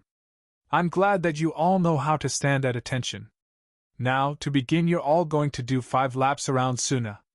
Once you're done, we'll begin with a few light calisthenics and then you'll sit as I lecture on a topic. Once I'm finished, and it'll be brief since I hate to sit still, we'll begin working with each of you individually. This will be our regimen for the mornings. Now let's go. Follow me. He heard little to no grumbling as he jogged away. That was good. It seemed that these kids took him seriously. He smirked as he led them on their run around the village, which he was sure would wear them all out. What they didn't know was that their training had already begun. This was to build their endurance. The light calisthenics when they got back were to stretch their bodies out before they got into the heavy stuff. The lecture was because he hated to read textbooks. If his former senseis had only used the approach he was going to use, he wouldn't have been half as pathetic as he had been. After about 2 hours, their run was through. Many students looked about ready to collapse, but Naruto was proud to see a gleam in their eyes, a look that was filled with determination. He led them through some jumping jacks and stretches and then had them sit in a semi-circle around him as he began that morning's lecture. Now I'm sure most of you are tired and you rightfully should be. Just remember that all of you are 8 years old and are a beginning class. The fact that none of you dropped out of our run speaks wonders about you. I'm proud of all of you. As we go on in the years to come, it will grow easier and we will set new goals to supersede those we have surpassed. I want you to listen carefully as I explain something to you. Despite their tiredness, he was pleased to see them all lean eagerly in for his lesson. Do all of you remember what I told you about shinobi being emotionless tools yesterday? Good, you all remember? I don't believe that, not one bit. Emotions can help you in a fight as much as hinder you. It's simply a matter of knowing when to use them. Anger can blind you, but it can also help you gain strength to win. Sadness can burden you, but it can also drive you to succeed. Do not forsake your emotions, for that is folly. I, myself, am a very emotional person. I seem to be driven by them. But I use them to my advantage. Tell me, class, what makes a person strong? The answers ranged from ninjutsu to muscles, and Naruto sighed in annoyance. That is a typical answer. It's true that those things can make you stronger. But they will never allow you to break the glass ceiling and become a great ninja like emotions can. The truth to gaining strength, the real truth, is that to become strong you must protect your precious people. When they are in danger, you can overcome any obstacle to save them. I was told this by a very wise person, who died before their time. I took his words to heart and hold them closely to this day. Naruto-sensei, who was this person? Naruto smiled sadly and looked toward the scorching sun. He was my first friend, someone who I could identify with. His name was Haku, and he was the apprentice of the demon of the bloody mist Momochi Zabuza. Haku was a kind, gentle soul and loved his master greatly. He would have done anything to help him achieve his dream, and that is what made him strong. But even great ninja fall prey to emotion, and in the end, even though we were enemies, he couldn't kill me. His heart was too soft, too kind. And yet he got strong because of Zabuza. Haku was a child thrown away. He came from Mist, where bloodlines were despised and anyone who had one was killed. His mother was from a clan whose line allowed them to manipulate ice. His father killed his mother and then tried to kill him, but Haku slaughtered his father in a moment of panic. He wasn't wanted. Then Zabuza found him, and wanted him for the very thing that everyone else hated him for. Zabuza was not a good man, but he took in an urchin and nurtured him, fed him, clothed him, gave him a purpose. He was precious to Haku, even if it was only for those reasons. With him, Haku felt wanted. That's not to say Zabuza loved him. Haku was a tool to him, that's what he told Haku and himself. But deep inside, Haku was the son he never had, and it pained him to see Haku die. The day Haku died, snow fell in a land that had never seen snow, and Zabuza died, wishing with all his heart to see the boy in the next life. I hope he made it there. I hope those two are together, and I hope they are happy. Purity. That's what Haku was, pure as the snow, and with the snow came a pure start for a country on the brink of decline. Naruto looked at his students and sniffed. I hope you all take Haku's words to heart. Shinobi are not gods, we are men and women, flesh and blood, and we take life and we give life. We love and we hate, we kill and we protect. But never forget that to become strong, you must protect those precious to you. If you aren't strong enough to defeat someone, then it's because you haven't found someone precious enough to you yet. When you go home today, I want you to think about who is precious to you. Tell those people you love them every day, because as a ninja, you never know when your last day will be. Think of those you will leave behind and honor them every day. I'm an orphan. I had no one until I was nearly 12 years old. But here, in Suna, I hope to forge a loving relationship with someone. I want to find precious people here. I have 3 already, but I want more. Love is meant to be spread, hatred is meant to be contained. Never take your life for granted. This is the lesson for today. Think about your goals as a ninja, and before that goal, make this your golden rule. Protect those precious to you. If you do that, you will never fail, no matter what you do. And you will all be splendid shinobi. Naruto looked out over his students and saw that they were all deep in thought. He couldn't believe how good teaching felt. It made his heart swell to know that he was molding these children, that his teachings would guide them in life. Clapping his hands to get their attention, he summoned enough clones so that each child had one. Today we will work and see where your chakra control is. Once that is found, we will begin exercises to build up your reserves. We'll work on taijutsu tomorrow. I'm not the best at genjutsu, but I'll find a genjutsu specialist and we'll have them help us. Now then, let's split up. The children all picked a clone and spread out. Some were passable with chakra control, while others were abysmal. A couple actually had rather decent control, but he chalked that up to small reserves. Once it was found where their control level was, Naruto called them all back. The kids stood in a line, awaiting further orders. You'll be happy to know we're going back inside for this. We don't have the necessary area to work out here. Now follow me back inside. Once back inside, Naruto turned to the children. Now we're going to work on your control. You're going to climb these walls, with no hands. Many children looked at him like he was stupid and a couple scoffed. Naruto threw his head back and laughed. Don't worry, that was my reaction to this as well. I started on trees, but unfortunately, we don't have that luxury, at least not yet. Perhaps I can do something about that in the future. For now, watch me. The students watched in awe as he walked up the wall and then across the ceiling, standing above them, looking down. This will both help build your chakra reserves and build your control. Now then, to avoid any holes in the wall, I want you all to lay on the floor and put your feet on the wall. There won't be any running starts, so you'll have to concentrate. Focus the chakra to the bottom of your feet and place your foot on the wall. When you think you have it, gently place your foot on the wall and see what happens. If you feel it begin to stick, and you will feel it, then put more weight on that foot and concentrate on the other while maintaining that level of chakra output. Try to match it in the foot not stuck to the wall and continue onward. The object is to get at least halfway up the wall today. If you can't, don't worry. I'll help you. The children all lay down, and as expected, those with small reserves made it up within several minutes. They could not, however, maintain it for long before flipping to the floor and lying down again. The ones with bad control struggled. They would put a foot on the wall and test, but couldn't seem to get the right level. The clones stood over them, encouraging and giving instructions. As lunchtime rolled around, every student was able to at least get off the floor. They looked discouraged, but as the clones poofed away, Naruto eased their fears. Don't worry about getting it on the first day. I didn't learn this until after I was a genin. It's not something that most people learn until later. I want you guys prepared though. Go to lunch and after you come back, we'll start on another lesson. Be back in an hour. Naruto walked into Gaara's office just a few minutes past noon and saw that the redhead had a table against the wall laden with fruits and meats.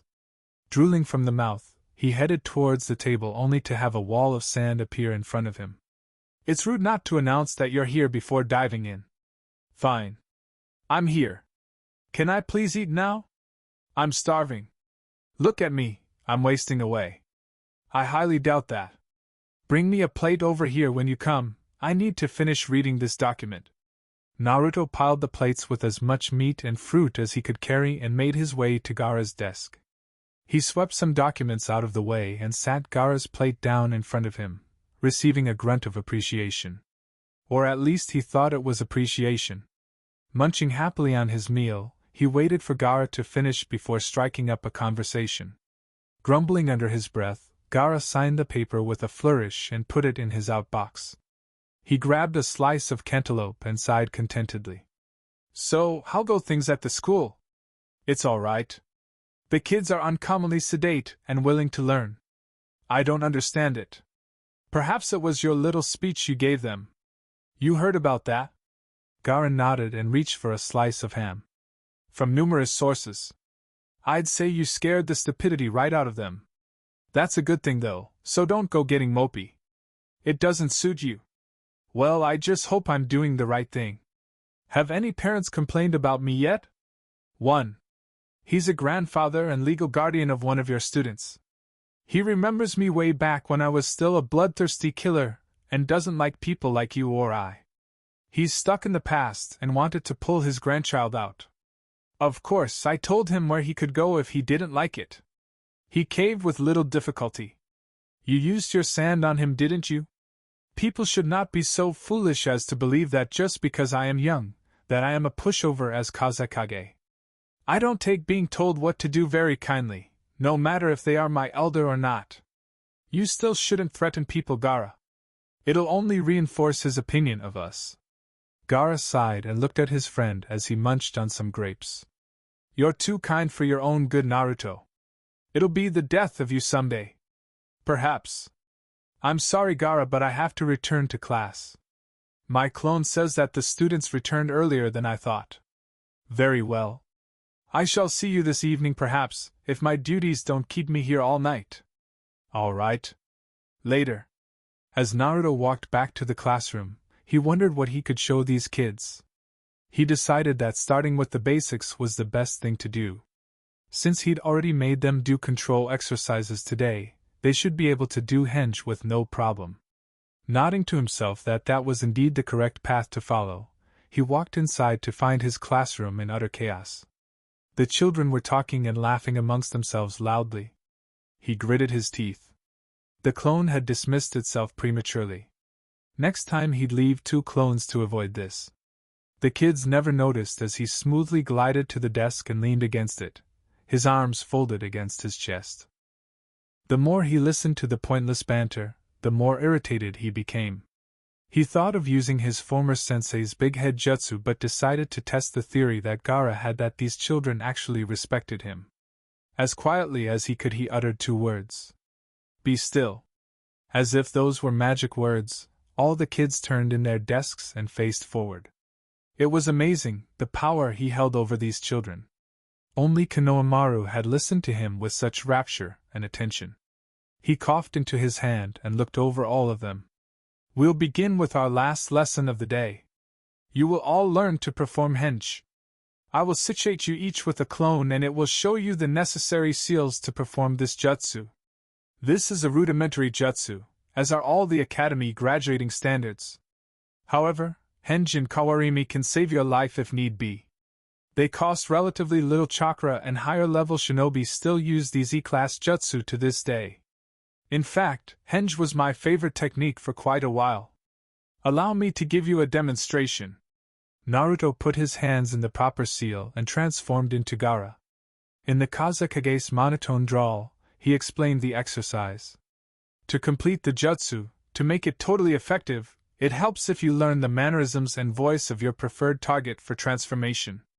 If you can replicate everything down to the tiniest twitch of a finger, only a genjutsu master or someone with a digitsu could tell you weren't the real article. Now then, scatter out around the classroom and prepare to learn. The children were all assigned a clone and began to perform the necessary seals while Naruto sat at his desk and wrote some things down. These kids would become the model for what an academy student should be. He'd make sure of that. After nearly a half hour, one of his clones poofed out, signifying that a student had completed the jutsu. Naruto glanced up to the girl and motioned for her to come before his desk. So you've completed the exercise? Hi, sensei. Indeed. Perform the henge for me. Transform into me. The girl made the necessary seals and turned into a perfect copy of Naruto. He nodded and stood up, making his way around the desk. A few more examples and I'll assign you a new task. I want you to transform into what I do. The girl nodded her head and Naruto transformed into Gaara and she followed suit. He turned into Baki and she did that as well.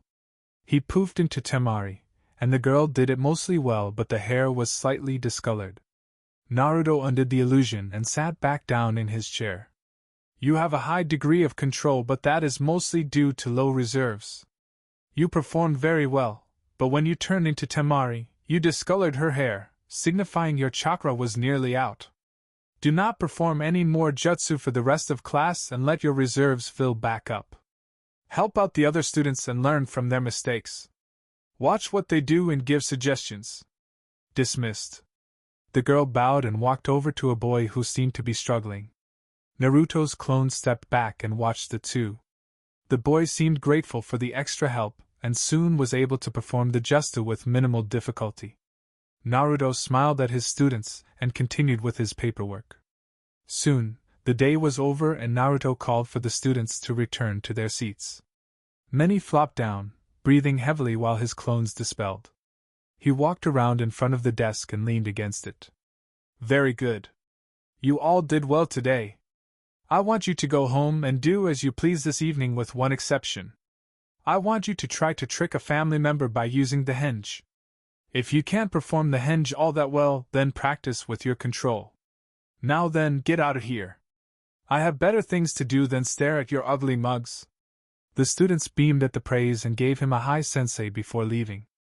Naruto shuffled his papers and made as if to leave when he saw the woman from that morning standing in the doorway, leaning against the jamb. He waved to her and said hello. You're quite the unorthodox one, aren't you, Naruto-san? I was walking by and saw the students all laid on the floor with a copy of you standing over them. Tell me, what were you doing? That's a trade secret. How is your class? My class is fine. They're coming along quite nicely, although they hate my lectures. They say history is boring. I agree.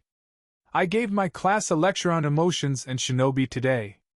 They actually seemed interested in what I had to say. It's quite an experience molding minds. Indeed. Well, I suppose I've kept you long enough. I shall see you tomorrow, I suppose. Good evening, Naruto-san. Goodbye, Kari-san.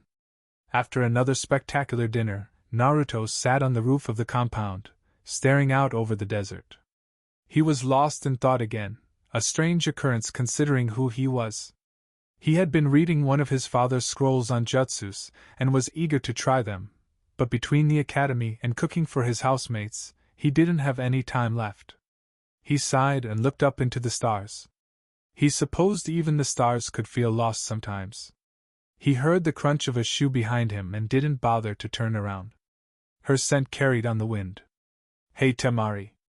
Need something? She settled down beside him and pulled her knees to her chest, wrapping her arms around them. No, I don't need anything. I just wanted to see if you wanted some company. You've been unusually quiet lately. I've had a lot to think about lately. That's true. I don't think I've asked you yet how you like it here. I like it very much. It's less green than Konoha, but the people are nicer to me. Besides, if I can make it work, it'll be a lot greener around here someday. She looked at him like he had two heads. What does that mean? He gave her a foxy grin that showed his fangs. That's a secret. You'll be the first to find out though if it works, I promise. Humph, everything's a secret with you. I heard about your teaching regimen today. Word gets out fast, huh? With those gossipy little brats of yours it does. They're all so excited to have a sensei that's not afraid to tell them the truth. Word around the campfire is that you have quite a few pairs of eyes on you, both professionally and otherwise. Naruto cocked an eyebrow and looked at her quizzically. What's that mean? She smirked at him and looked at the stars. That's a secret. Look who's being a hypocrite. You get on to me for being secretive, and yet here you are keeping secrets. Sounds like a double standard to me. Well, you know the exchange for secrets. I'll tell mine if you tell yours. Nah, I can live without your secret. Besides, we'll both find out eventually what the other meant. Asshole. Ah, you love it. The two sat in relative silence for what seemed like forever, both marveling at how at ease they were around the other. Comfortable silence. Didn't someone say something about that sometime or other? Soon enough Temari sighed and rested her chin on her arms. I have to go to Konoha tomorrow to give them our reports and get theirs. Anything you'd like me to tell the old lady? Just that I'm doing all right and that I miss her. If you see a one-armed pervert, tell him I miss him too. Temari laughed softly and turned her attention back to the desert. It looked so different at night, not at all the scalding, torturous wasteland it was during the day. She looked over at her companion and took in his facial features. He'd grown since she last saw him again. He was taller, and that baby fat was disappearing rapidly. He'd gotten more handsome. Stronger, too. Suddenly Kankura's suggestion didn't sound so crazy. It might be fun to have a guy like Naruto as a boyfriend. He'd be a challenge to her, unafraid to bear her judgment and punishment. Hell, she'd bashed him over the head numerous times in the past days he'd stayed at the compound, and he just brushed them off and kept picking with her. With that thought in mind, Temari made a decision. She was the daughter of a former Kazekage, the sister of the current Kazekage, and one of the most powerful jounin in the military. Having a boy who wasn't afraid of her and was stronger than her as a boyfriend was a damn good idea. It was just a bonus that he was good-looking and smarter than he let on. She jumped to her feet, the sudden motion startling Naruto. When he asked her what was wrong, she merely smiled down at him and held out her hand. He took it, and she lifted him up. Say, Naruto, you ever had a girlfriend? Taken aback by the abrupt question, he managed to stammer out a no. How about dates? Ever been on a date? Another no. Wanna go on one with me? If the boy was stuttering earlier, he was speechless now. A beautiful, deadly kunoichi asking him on a date? What alternate dimension had he stumbled into? Temari took his silence as hesitation and growled, grabbing him by the shirt collar. Look, Naruto, I'm the daughter of a Kazekage and the sister of the current one. I'm used to getting what I want, and you're no exception. Now I want you to take me on a date, and you're going to like it. This little proclamation snapped Naruto out of his muddled thoughts, and brought back some of that bravado he was famous for. He narrowed his eyes and spoke in a haughty voice.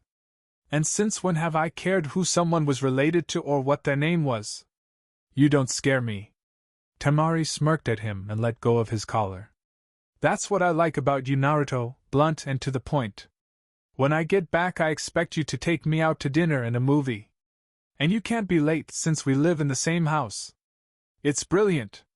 I don't believe I ever agreed to this little escapade. Temari's smirk grew wider, if that was possible, and sauntered over to him, her hips swinging seductively. Naruto gulped when her hand found its way to his cheek and pressed against his face as she fluttered her eyelashes. But Naruto, I wanted to go on a date with you. Please? Pretty please? She did a victory dance in her head when the poor boy nodded dumbly, and she released the hold on his cheek, patting it a couple of times. See, that wasn't so hard now, was it? You're a good guy, Naruto, and I expect to be treated like a queen. Naruto smiled and rubbed the back of his head sheepishly. He couldn't believe he let himself be suckered like that. Is there any other way to treat a lady? Temari smiled softly before going back downstairs to her room. For your sake, there better not be another way. You know what I'll do to you afterwards, and that's after I make you promise on a make-up date.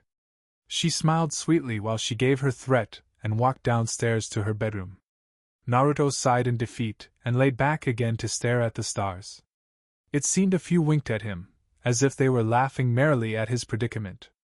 He walked downstairs and was just about to open his door when Temari poked her head out of hers. Oh, before I forget, you have to dress nice too. We're going to a really nice restaurant. Naruto started to protest before she shut the door and went back to sleep. He grimaced and opened his door, locking it behind him. As he lay down on the bed, he could have sworn he heard the puppet master next door snickering through his wall. Damned eavesdroppers. He picked up his mother's scroll on gardening again and smiled. If he could get a plot of land and the jutsu worked, he'd plant a lot of flowers. Wonder what Temari's favorite flower is? Chapter 5. Naruto had begun the day by getting to the academy ahead of the students, and watching as they filed in, while he stood upside down on the ceiling. Being spontaneous as an instructor was pivotal to his approach. If he did the unexpected, his students would never be bored, always wondering what he was going to do next. With that in mind, he waited and watched as all his students faced the front, waiting for him to come in. Smiling at their willingness to learn, he cut off the chakra to his feet and dropped to the floor. To say the children were surprised to see their teacher fall from the sky was an understatement. Necks immediately cracked upwards to see where the hole in the roof was that he had come through. Not finding one, their eyes asked the unspoken question. Naruto chuckled and put his hands behind his back. Well then, good morning, class. Good morning, Naruto-sensei. Good to see you all. Did you all do your assignment last night? Heads nodded, indicating that most were able to pull it off. Some heads hung in defeat, since they hadn't managed to trick their families. Naruto scowled and clapped his hands. Now, we won't be having any heads hanging in my classroom. You're all beginners, and if you didn't do it the first time, keep trying until you do. I don't ask for anything other than you try. Now then, I'm going to make clones and I want you to show them that you can henge into at least 3 different shapes. If you have any trouble, they will assist you. He quickly made the clones and they began to watch the children. A couple struggled and were straightened out soon enough. The problem was either too much or too little chakra. Once their little problem was stomped out, Naruto clapped his hands and the class faced him again. Okay, we're going for our morning run now. Everyone outside and do 5 laps around the village. The children complied again and ran around the village. They finished their run and stood in a line, some puffing, some huffing, all tired. Naruto led them through their calisthenics and told them to sit. All right, kiddies. Today, we're going to be doing taijutsu. Now, personally, I have no style. I'm a brawler by nature. I go in and I try to beat the crap out of the other guy. If I get hit, I get hit. But that's me. I'm going to be taking notes on you. I want you all to pick a partner and spar, light contact only. Many of you are from families of ninja and I'm sure you've been shown some form of martial art. Maybe soon, I can get an assistant that can help with taijutsu forms. We'll worry about that later though. Now split up. The kids broke into pairs and began to spar, with a Naruto for each couple. This continued until lunchtime, when Naruto went to Gaara's office. It was quickly becoming a habit for the Jinchuriki. With lunchtime over, Naruto motioned for the kids to lie on the floor and tried to walk up the wall again. The next day would be covering the hand seals. He'd only shown them how to make the henge. He hadn't shown them the seals and the proper usage of them. He'd rectify that tomorrow. He sighed and looked out over his students. I wonder how Temari is doing? Said Kunoichi had finally arrived in Konoha and was walking to the Hokage's office. Konoha was no longer one of her favorite places.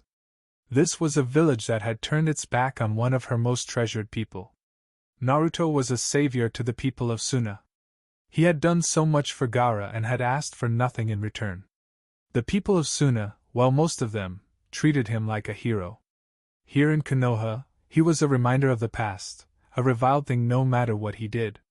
Hell, Gaara had killed people, his own people, in the past, and the citizens of Suna mostly forgave him. Temari nodded absent-mindedly to the people as she passed. Her thoughts weren't with Konoha at the moment. A sudden realization made her cringe. She'd have to meet all of Naruto's friends at some point, and the only ones she didn't mind were that Hyuga girl and Shikamaru. The thought of the lazy Chunin brought a smirk to her face. To think she used to have a small crush on the lazy ass. She sighed as she came before the door of the Hokage Tower. She wasn't looking forward to this. Tsunade had been worried ever since Naruto left. She'd been so relieved when she received Gaara's note that he had arrived safely, but had yet to hear anything else about her favorite blonde. He'd been gone a little over 2 weeks, and she was already tired of her job. She hadn't realized how much the boy made her appreciate what she did.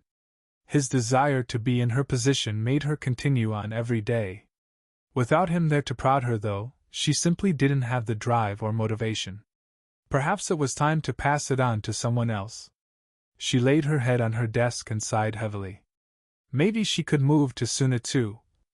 Temari opened the door after receiving the okay from Shizun. She had been expecting Tsunade to be asleep, as she'd found her like that several times. She was not expecting to find a depressed woman sighing into the veneer of her table. Temari coughed into her hand and shut the door behind her.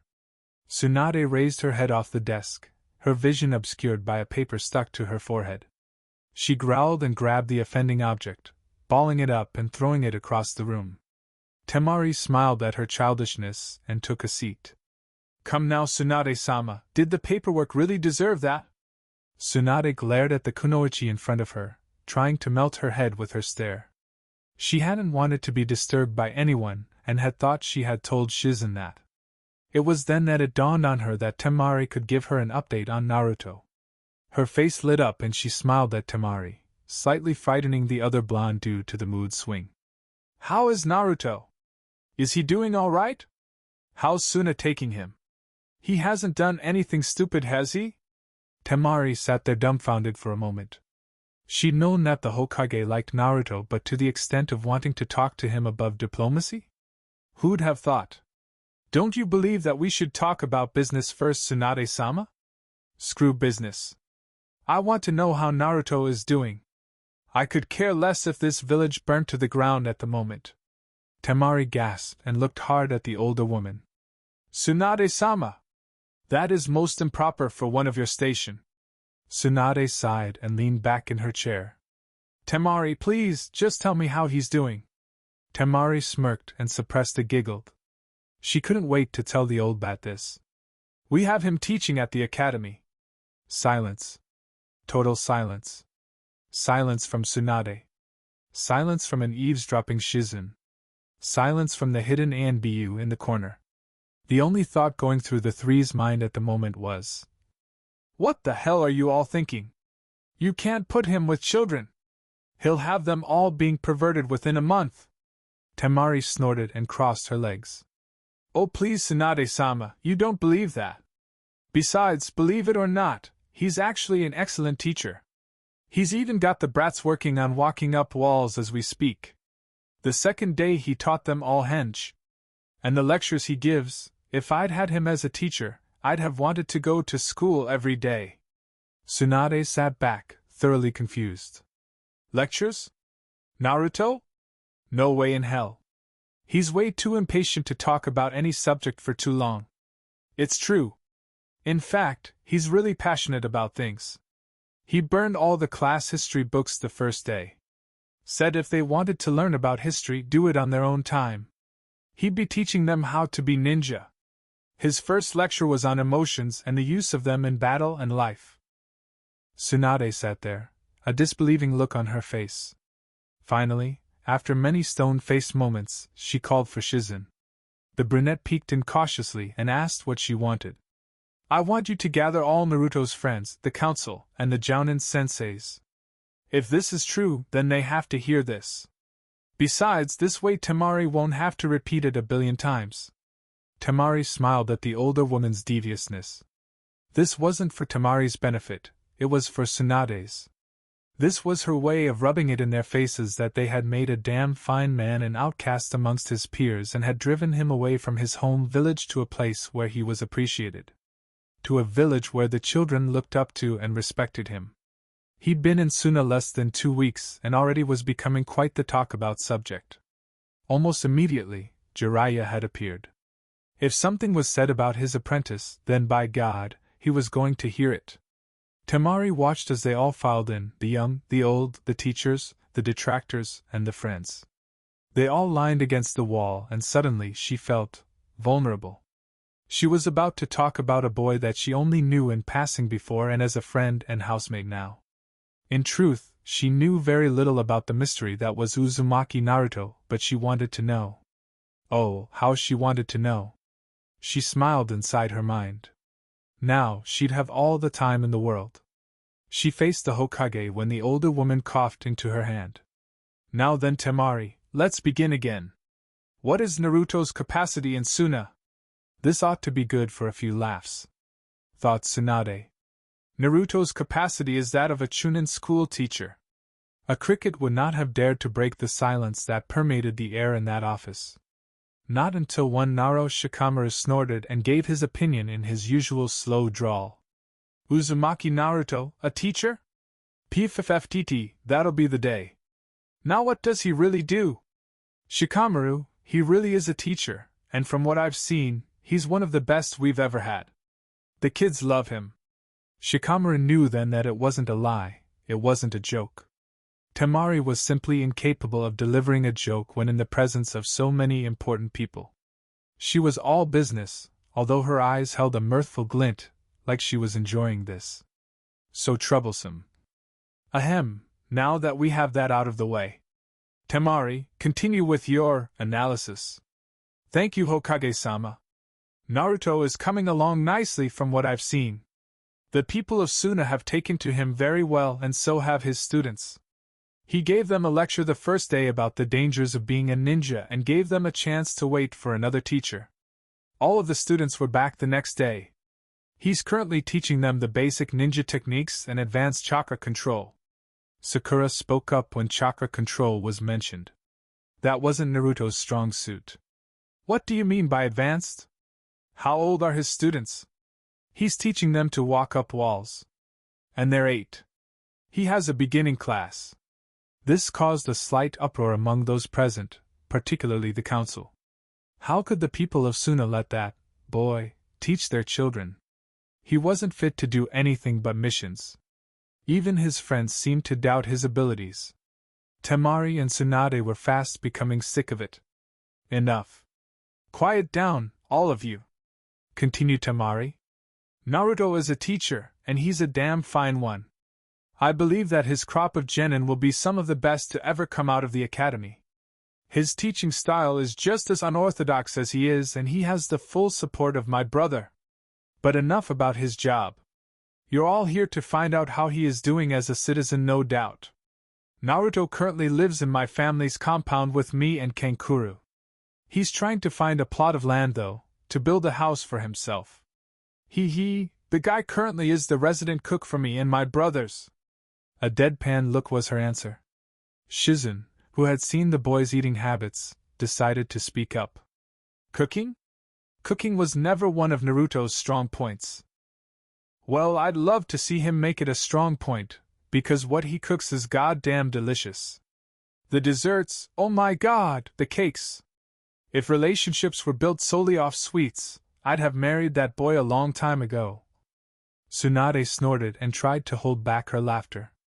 Seeing a strong jounin like Temari about to wet herself over cake was quite a sight indeed. Temari looked startled, and blushed prettily before continuing with her assessment. Yes, well, anyway, he's quite a guy.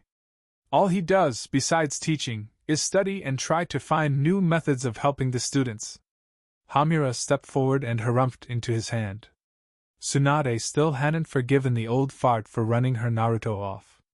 If it weren't for him and the rest of the council, her favorite blonde would still be causing mischief in Konoha instead of teaching brats in Suna. Hell, he could have done that here. Tell me, Temari-san. What is your opinion of Uzumaki Naruto? A personal opinion, not a professional one. Temari sat and thought for a moment. As stated before, she didn't know much of Naruto, except that he was strong, kind, and was her brother's best friend. But she would get to know him better. She turned and flashed the group behind her a grin. I just know he's Naruto. I'll tell you more after my date with him. Several of the kunoichi in the room nearly cried out in protest. The guys all sat in disbelief, Shikamaru chief among them. Tsunade and Jiraiya seemed to get the most satisfaction out of the situation. Kakashi had a discernible look on his face, but from the mask or complete apathy, Temari couldn't tell. Hinata looked as if she was about to cry, and Sakura looked despondent and slightly angry.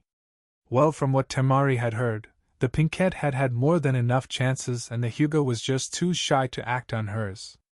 Too bad for them. Their loss, her gain. I think that is all I will tell you of Naruto for the time being. There is no need to tell you anything else other than he seems to be flourishing in Suna. That's all. Tsunade, seeing that she would get nothing else out of the girl in front of the crowd, dismissed them with a wave of her hand. Many left grumbling, dissatisfied with the explanation they had been given. Hinata approached Temari before she left and bowed to the blonde. Please take care of Naruto-kun. He deserves to be happy. She left without a look back, leaving a stunned Tsunade and Temari. The girl never showed initiative in anything, so that show of concern for Naruto, in public no less, was something new. Still, it was refreshing to Temari to see that some were actually concerned about her housemate, and weren't indifferent, or outright hostile. She turned back to the Hokage with a smile on her face. Do you think my answers were satisfactory for them? Not in the least. Now you're going to tell Jiraiya and me what he's actually been up to. I know that was the abridged version. Temari spent the rest of the evening telling the two Sannin what their younger counterpart was up to. They laughed at her stories about mealtime at the compound and silently praised Naruto for trying to make ninja instead of genin. Tsunade was not happy about his desire to pass on his Kage Bunshin, but didn't think he would in the end anyway. Academy students simply didn't have the chakra capacity for the jutsu. Jiraiya was quite proud of his student and made a point in his mind to visit him soon to see the fledgling teacher for himself. That would be a hell of a sight, Naruto preaching about ninja code and jutsus to a bunch of starry-eyed brats. He snickered under his breath, making the two blondes face him, wondering what the hell he was laughing about. He waved his hand dismissively. I was just imagining Naruto as a teacher. It still makes me laugh since he wasn't exactly a model academy student.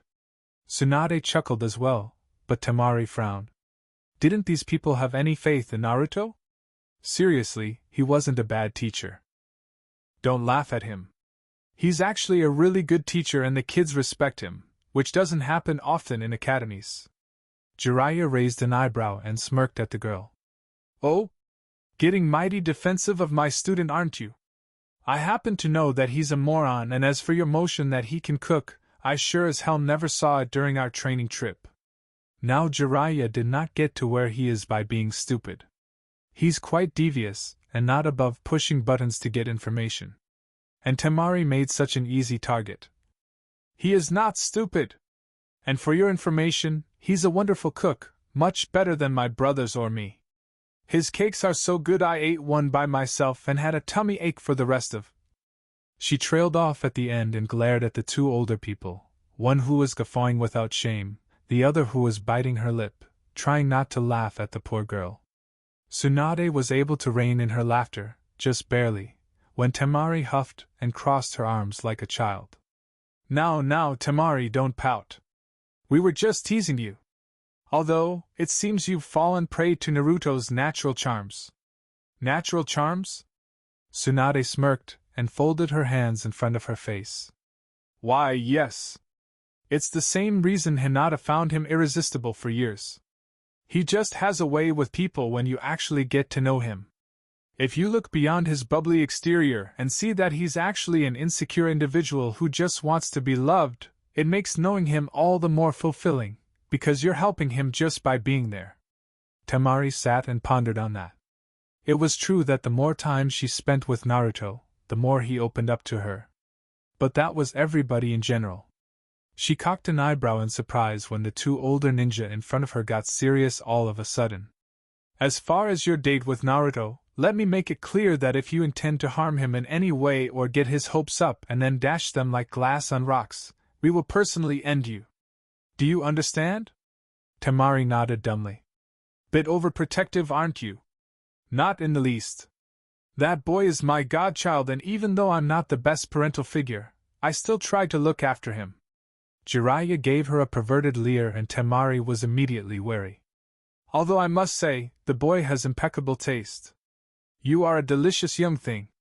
Once Jiraiya's screams couldn't be heard over the distance Tsunade had flung him, she turned back to her desk and put her face in her hands. Why, oh why do I put up with that idiot and this village? Temari could only nod in silent agreement. After nearly a week in Konoha, the kunoichi was happy to get back to her native land. She loved the atmosphere of Konoha. It was peaceful and the scents of the different flowers were intoxicating, but the winds of the desert and the warmth of the sun on her skin always made her feel at home. She wondered idly as she walked what the rest of her bunch was up to. Gaara was more than likely up to his ears in paperwork. Kankuro was probably playing with his dolls, and Naruto should have been able to teach the children all about hand signs by now and maybe gotten them started on kawarini. Her smile widened when she remembered that she had a date with him. She looked at the position of the sun, and it was still early morning. At her rate of travel, she'd arrive back in Suna in the morning. If she was lucky, maybe she could catch one of Naruto's lectures and see how he was still doing with the students. Listening to those lectures of his was a good way to pass the time. The boy had such a hypnotic voice, and the way he passionately made sure the kids understood was so cool. Yeah, she'd definitely try to catch his lecture. As she sat in her hotel room, in the town right outside the Suna border, she wondered about her past life and why she'd never had a love interest. It hadn't been for lack of wanting, but with Gaara's reputation she never had a guy brave enough to approach her. Shikamaru did, but that was purely out of duty, and he knew that Naruto could stop Gaara if he tried anything. Her reputation as a tough bitch hadn't helped either, but then, you garner that when you're a Suna kunoichi. It just comes with the headband. She sighed when she thought of her past. Everything she had at the moment was thanks to that blonde idiot, and he didn't think anything of it. He was so clueless as to just how much he changed people he met. To him, Gaara was just another person that was lonely. He wasn't a soulless killer, he was just another who had been driven to the brink of insanity, and needed someone to help him. But that was everyone he came across. Naruto was totally incapable of helping himself, however. He lived to make others happy. That thought made her frown. He was the epitome of the Jinchurikis. He sacrificed himself to make others happy. And she was going to change that. Even if things didn't work out between them, she wouldn't let him throw away his happiness just so he could sit on the sidelines and watch as everyone else laughed and loved together. Temari's sleep had been fitful. Her thoughts were consuming her, and this wasn't what she wanted, especially before a big date. Or a little date at least. She wanted to have fun, and with Naruto, that was a very big possibility. Of course, since it was Naruto, there was also the prospect that her evening would end with her beating the hell out of him. Either way, at least her evening wouldn't be boring. Temari didn't even bother stopping at the gates of Suna. She flashed her pass, although it wasn't necessary since everyone knew who she was and looked up at the sky. Perfect. If Naruto still had his schedule, then she'd just catch the beginning of his lecture. Gaara wouldn't mind much. She slid beside the building and peeked around the corner. Good. Naruto and the kids had just finished their morning run and would soon be done with their calisthenics. Then, lecture time. Deciding there was no need to hide, she leaned against the building and watched as her fellow blonde led the children through some stretches. She was reminded of her own education watching them all. Of course, her father being Kazekage led to her having a private tutor in Baki, along with her brothers. She hadn't had much interaction with kids her own age, and that hurt. But seeing all these young ones trying made her smile. She watched as they all sat in a semicircle around Naruto. Show time. Naruto had been having a good week. The kids' training was coming along nicely, and they hadn't complained when he suggested they study history in their spare time. To him it wasn't important, but then again, it never hurt to study past battles and apply it to your current strategy. It never hurt to learn anything, and that was something he tried to impart to his students. Jiraiya was a perfect example of a ninja never stopping learning. The old hermit was fascinated with his Oiroku no Jutsu and tried multiple times to use it, but to no avail. It didn't mean he stopped learning though. Naruto looked out over his students and beamed them a smile. He still refused to learn their names, but he was quite proud of them. The other academy teachers had requested that he alert them when he was about to give a lecture, for what purpose Naruto didn't know. He made a few Kage Bunshins to go and tell the teachers he was ready, and that's when he saw Temari. Several of the younger kunoichi saw her as well and were excited to see the sister of the Kazekage and a powerful jounin in her own right. He smirked and motioned for her to come over. Temari walked over as smoothly as she could, trying to make it seem like she was uninterested while trying to swing her hips as seductively as she could while being subtle. The kids wouldn't pick up on the body language, but Naruto sure as hell did. He'd hung around a perverted ninja too much not to notice that walk. He didn't let it faze him too long though, and he smiled at his housemate. "Hello, Temari. Come to see the crop of students? Actually, I've come to listen to one of your infamous lectures. They've gained quite a reputation and I want to hear at least one." "Okay. I didn't know they were that popular. I have to wait for the other teachers though. They wanted me for something. Hang around and I'll take you to lunch." Many of the students began to catcall at his offer and were immediately shushed by a stern glare from their teacher. Temari blushed slightly at the insinuation but caught herself enough to offer her own glare at the kids and walk back to her position at the wall, muttering about stupid brats. Naruto wasn't sure if that was aimed at his students or at him. After a few more minutes, the other teachers all came out with their students and sat behind Naruto's own. Temari quirked an eyebrow at the audience he had. Surely, his lectures weren't that great? They were good, but to empty the school just to listen to one? That was unheard of. She watched with slight trepidation as Urameshi Kari approached Naruto with a smile. "We're ready when you are, Naruto-san." Naruto looked at her perplexed. He truly didn't know what was going on. "Ready for what? Why did you all request I get you before my lecture?" "Why, because we wanted our students to listen to it. And it might give us some pointers so we can spice up our own lectures. Just be yourself and lecture about the subject you had in store for your students. Do us proud." Naruto gulped and straightened his back. He'd never had an audience of this size. It was one thing to preach to his own students, it was quite another to lecture to impressionable students who were the responsibility of others. He turned back to Temari and she gave him a reassuring smile and waved her hand in a circular motion, beckoning for him to begin. He sighed and turned back to the crowd. "Let me first thank all of you for taking time out of your schedules to come and hear what I have to say. I hope that I live up to your expectations.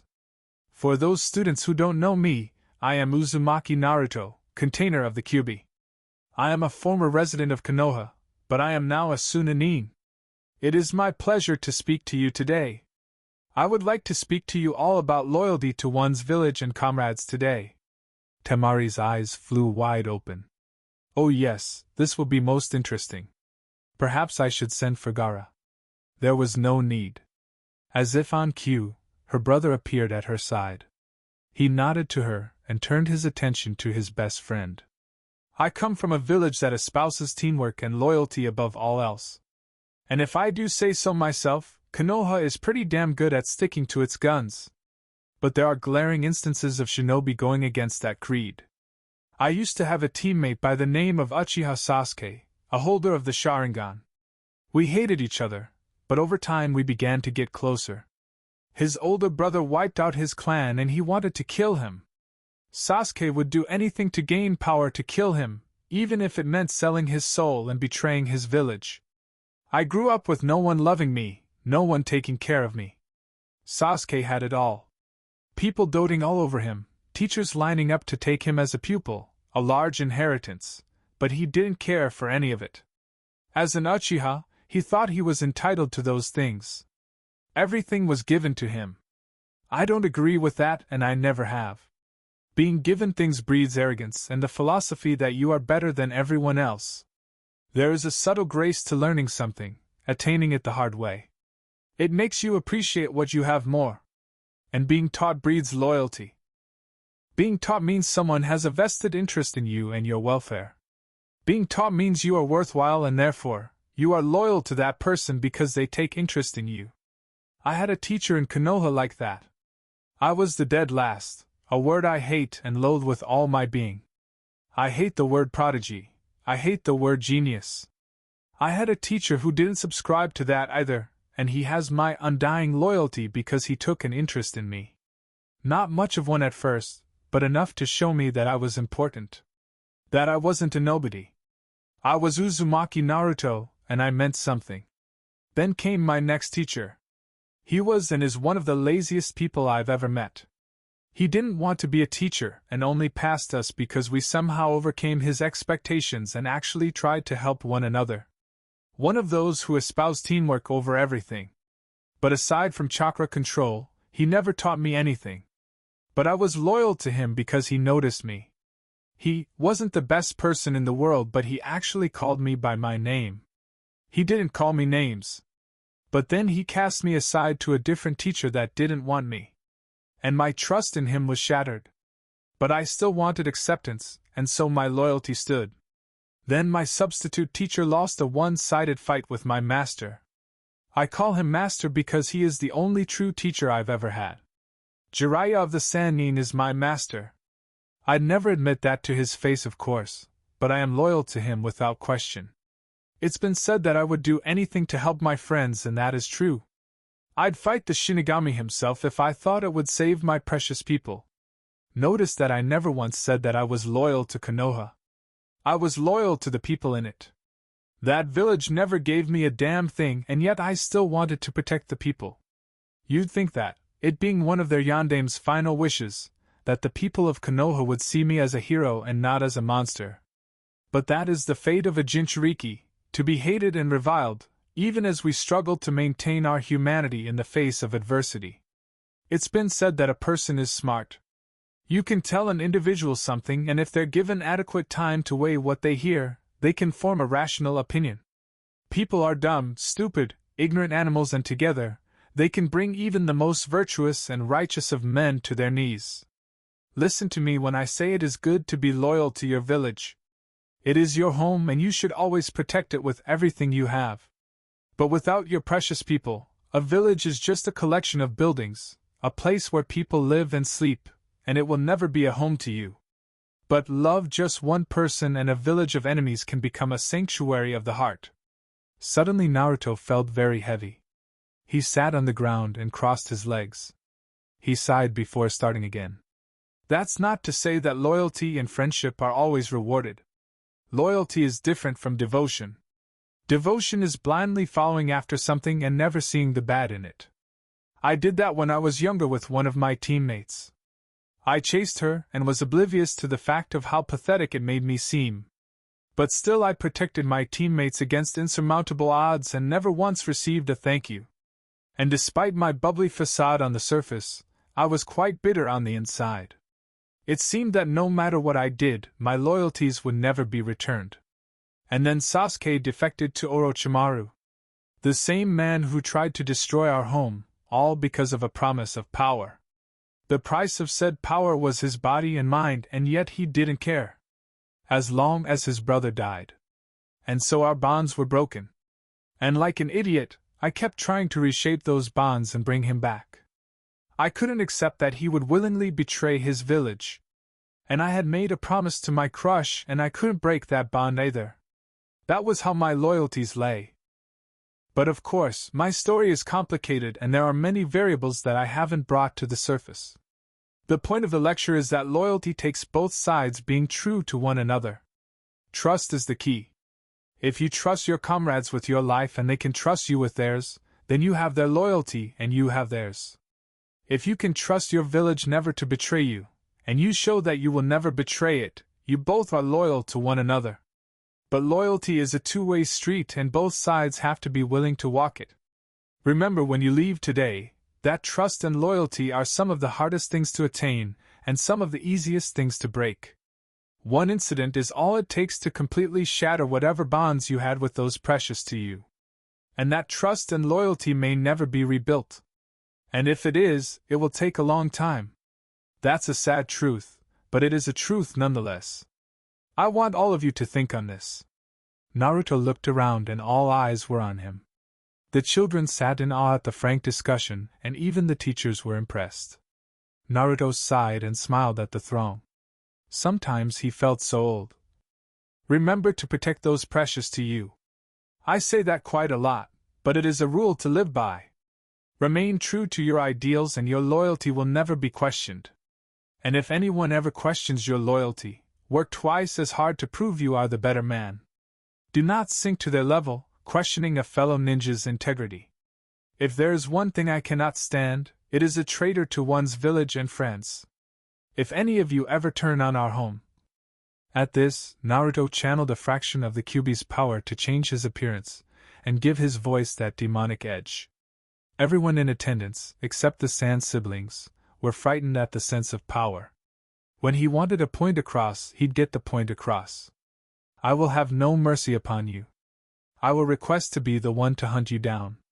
All of you children are vital to this village's survival. Do not let visions of grandeur and false power lure you into betrayal. Do not fall into the trappings of others more foolish than you. Naruto let the demonic chakra fade and watched as the audience caught their breath. To their credit, the kids looked awestruck. Perhaps there was hope for him here if they were so understanding. I'm sorry if I frightened you, but you must understand that I will not tolerate traitors. You were taught to be ninja, the best of the best, in this village and you should never abandon it. If things don't go as you wish, try to change it. Don't run from your problems. Face them head on and I'll always be proud of you. Now I'm going to lunch and I suggest you do too. I'm starving. Whatever tension was in the air dissipated immediately. The teachers all chuckled and ushered the kids back inside. Naruto strode to the Sand siblings and put his hands on his hips while giving them a foxy grin. Well? How'd I do? Gaara umphed and nodded his head. It had been a good speech. Temari smirked at him and crossed her arms under her chest. Was the demonic chakra necessary? Some of them might have pissed their pants. They need to understand the dangers of running off and betraying the village. If someone had threatened Sasuke like that, I don't think he ever would have left. Gaara sighed and shook his head. In any event, you two come to my office and we'll have lunch before you return to your class, Naruto. Temari, you have to give me your report anyway. Gaara shunshined away, leaving the two blondes. Temari threw an arm around Naruto's neck and grinned. And after class, you and I have to discuss the particulars of our date. I hope you've been saving up while I've been gone. I have expensive tastes. She too disappeared. Naruto stood blinking for a moment before sighing. Why did I ever agree to that? There was no answer as he shunshined away. But the wind seemed to carry a lilting laughter on it at the Jinchuriki's plight. Chapter 6. Lunch with Gaara was always a blast, one way or another. Usually Naruto would just talk and Gaara would listen while doing paperwork, but occasionally he would ask Naruto's opinion on a document. That always brought a smile to his face. Currently, however, said blonde did not have a smile on his face, and was quite displeased with how Temari's report was going. Apparently none of his friends thought he was cut out to be a teacher. That didn't make his day any better, and from the sour look on Temari's face while she was relaying it to Gaara, she hadn't appreciated it either. And that's that, Gaara. The exams will be in Kumogakure this time and any eligible students are welcome. I'd personally rather not send any genin to Kumo. I don't trust them. Yes, I quite agree with you. I think we'll withhold from sending any teams this go around. Naruto, I'm sorry, but I think you need to return to your class now. I might come over this evening, but more than likely I'll be stuck here. Naruto nodded and left to finish out his day. He had plans for this weekend, plans that included Temari and reading some more of those scrolls. Hell, he needed to learn how to do the Rasengan one-handed, so he'd send a couple hundred clones out to the desert to work on that. Hell, he'd make clones to read those scrolls while he was on his date with Temari. He had so much to do here, why not utilize his greatest advantage? And why the hell hadn't he thought of it sooner? He'd lost over 2 weeks that could have been put to use. The two siblings heard him growl in frustration as he left, but chalked it up to having to deal with the students the rest of the day. Temari turned back to Gaara and sighed. Hopefully Naruto would be in a better mood by the time their date rolled around. I think you deliberately left out some of your report while Naruto was here, Temari. Care to explain why? Well, I wanted to tell him those parts personally. They don't really affect the mission, it's more what his friends told me what they thought of him personally. Several of the people in that room caught me at different times during my stay in Konoha to ask about his development here and what I thought. I'm going to have to get a different hotel next time. They wouldn't leave me alone. I see. Well, Konoha is of no consequence to Naruto anymore. He is of Suna now. I'm sorry, Temari, but I have other matters to tend to. If you'll be so kind as to write up your report and turn it in later, you are excused. Temari nodded and left out the door, headed to the compound. Her thoughts were running to her date with Naruto, and what she should wear. She didn't have anything beyond her normal clothes, really. Well, she had a couple exquisite kimonos, but aside from that she didn't have anything. She was never one for formal dresses or suits. She didn't like pants, they constricted too much of her movement with the fan. Battle-style kimonos or her old battle dress were her favorite clothing. They allowed her full range of movement, and in her opinion, made her quite the looker. She sighed as she walked through the compound's gates. Suna was her home and she never wanted to live anywhere else, but she loved the flora of Konoha. If only they had a garden in Suna, a park, something green. Her own experiments with gardening had ended on a low note. Even the desert flowers hadn't been able to grow under care. She laughed lightly at her misfortune. She was less nurturing than the desert. Yeah, that would attract the guys. Opening the door, she was greeted by the sight of 2 of Kankuru's puppets swiveling their heads to look at her. She raised an eyebrow in annoyance at her brother's actions. He knew he wasn't supposed to bring his toys into the living area. Hey Kankuru! He peeked around from a new puppet he was building and grinned at her. Hey sis! How was your trip? Aggravating. Any problems while I was gone? Nah. You missed a bunch of good meals, but other than that, no. Naruto spent most of his time cooped up in his room, muttering something about land and making it fertile. He has some plans for the property he's trying to acquire apparently. Really? I hope he remembers we're in the desert. There's not much you can grow beside cactus out here. Ah well, he'll figure it out soon enough. Not like there's enough of a water source to support a garden anyway. Hey, you never know, sis. That kid surprised us all before. Maybe he can do something. At the very least, he might have a window box. And I say that the area is too acrid and dry to sustain anything. But we'll see. Now if you'll excuse me, a hot shower and a good night's sleep are in order. Oh, and you missed another good lecture by Naruto today. I caught him giving one on loyalty to one's village. And you missed several good ones while you were gone. You know he has other teachers recording what he says to use for future classes? It's a totally new teaching system for Suna. Maybe we should share it with Konoha.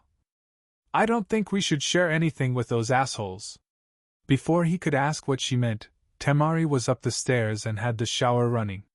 Kankura shrugged and went back to tweaking the traps on his newest puppet. His sister had always been an enigma to him. Why should anything be different now? Temari calmed as the hot water cascaded down upon her. She moaned as she felt her muscles loosen, and she did what she always did while in the shower. She sat down so that the hot water fell like rain and crossed her legs, letting the warm feeling wash over her. It always helped her to think to do this, and it was relaxing. She closed her eyes and thought about her current situation.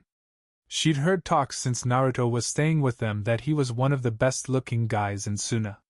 No arguments there, but these women didn't even know him.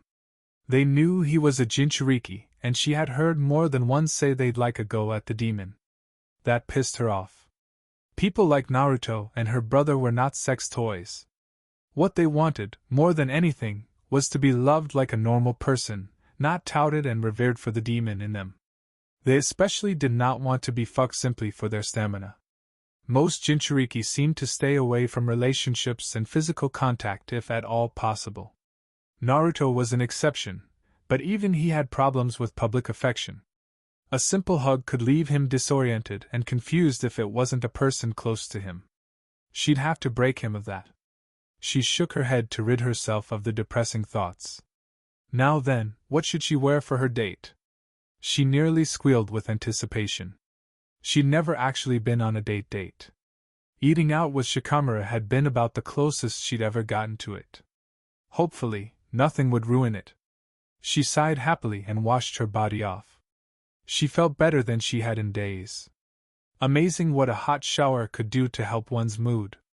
Wrapping a towel around her torso and rubbing furiously at her hair, she glanced at the clock. She'd been in there for over an hour. Naruto should be getting home in a couple hours, but he probably wouldn't want to go out tonight. Best to wait for the next night. It was a weekend after all, and they'd have all the time in the world. Really and truly, she just wanted to crawl into bed and sleep. In fact, that was a hell of a plan. If Naruto was cooking, she'd smell it and bolt downstairs anyway. She dove under the covers and snuggled against her pillow. She'd just take a quick nap. Naruto watched with pride as his students left the room. They were coming along nicely in his opinion. One of them had managed to make it onto the ceiling that day and stayed for all of 3 seconds before plummeting to the floor. Yes, they were coming along nicely. Henge was quickly becoming their favorite pastime, and he had begun to send them out to infiltrate the other classrooms. He placed a clone in the hallway to watch for any students going to the bathroom, and would wave over a random student to go, and replace them in the classroom. This had become a favorite game of his students. One of his students had managed to not only infiltrate a classroom, but to disrupt it as well.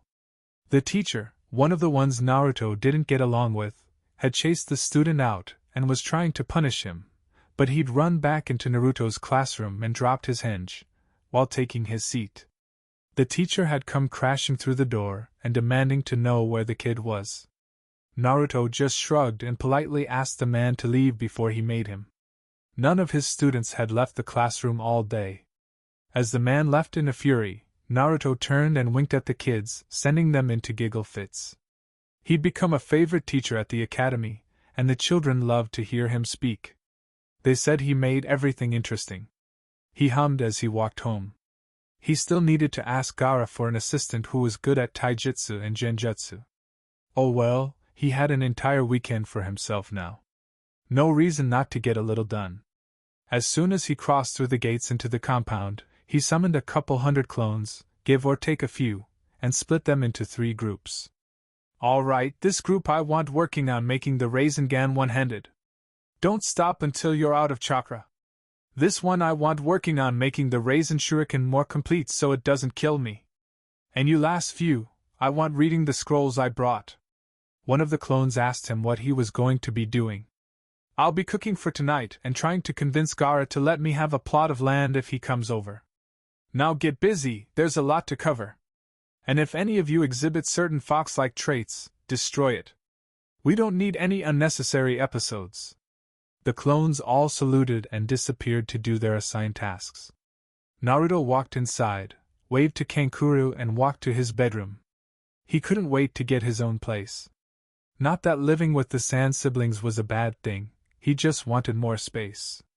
And he wanted to try out his mother's ideas for raising a garden. Deserts, after all, used to be places that were teeming with flora and fauna but died out for some inexplicable reason.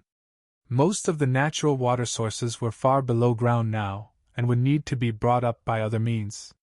Before he cooked anything, he wanted to read a little more on that scroll.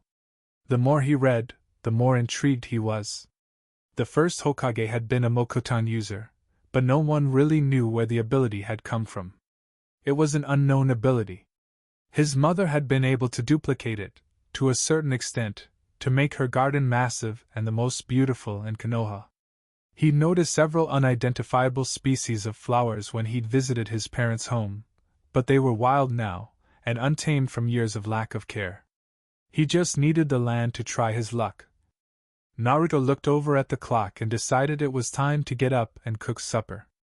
As he opened his door, he felt that slight jar in his mind as a clone dissipated and the memories came to him. He smiled and lifted his right hand, trying to form a Rasengan without help from a clone. It began to form but then disintegrated. He was getting there though. Just a little while longer and all his efforts would pay off. He sauntered into the kitchen and turned on the stove. Teriyaki chicken and stir-fried vegetables sounded good tonight. Naruto watched as Kankuro appeared nearly instantly and began wolfing down his food. Naruto waited in his seat for Temari to arrive, but after a couple minutes he began to worry. "Hey Kankuro, Temari is here, right?" "Yeah, she's probably asleep. She was tired when she got in." Naruto sat there picking at his food. He just couldn't eat if they weren't all there, and Temari had probably been asleep for several hours. He rose from his seat and Kankuro stared at him, confused. "Where you going?" Naruto turned back to him, and his head jarred again as another clone released.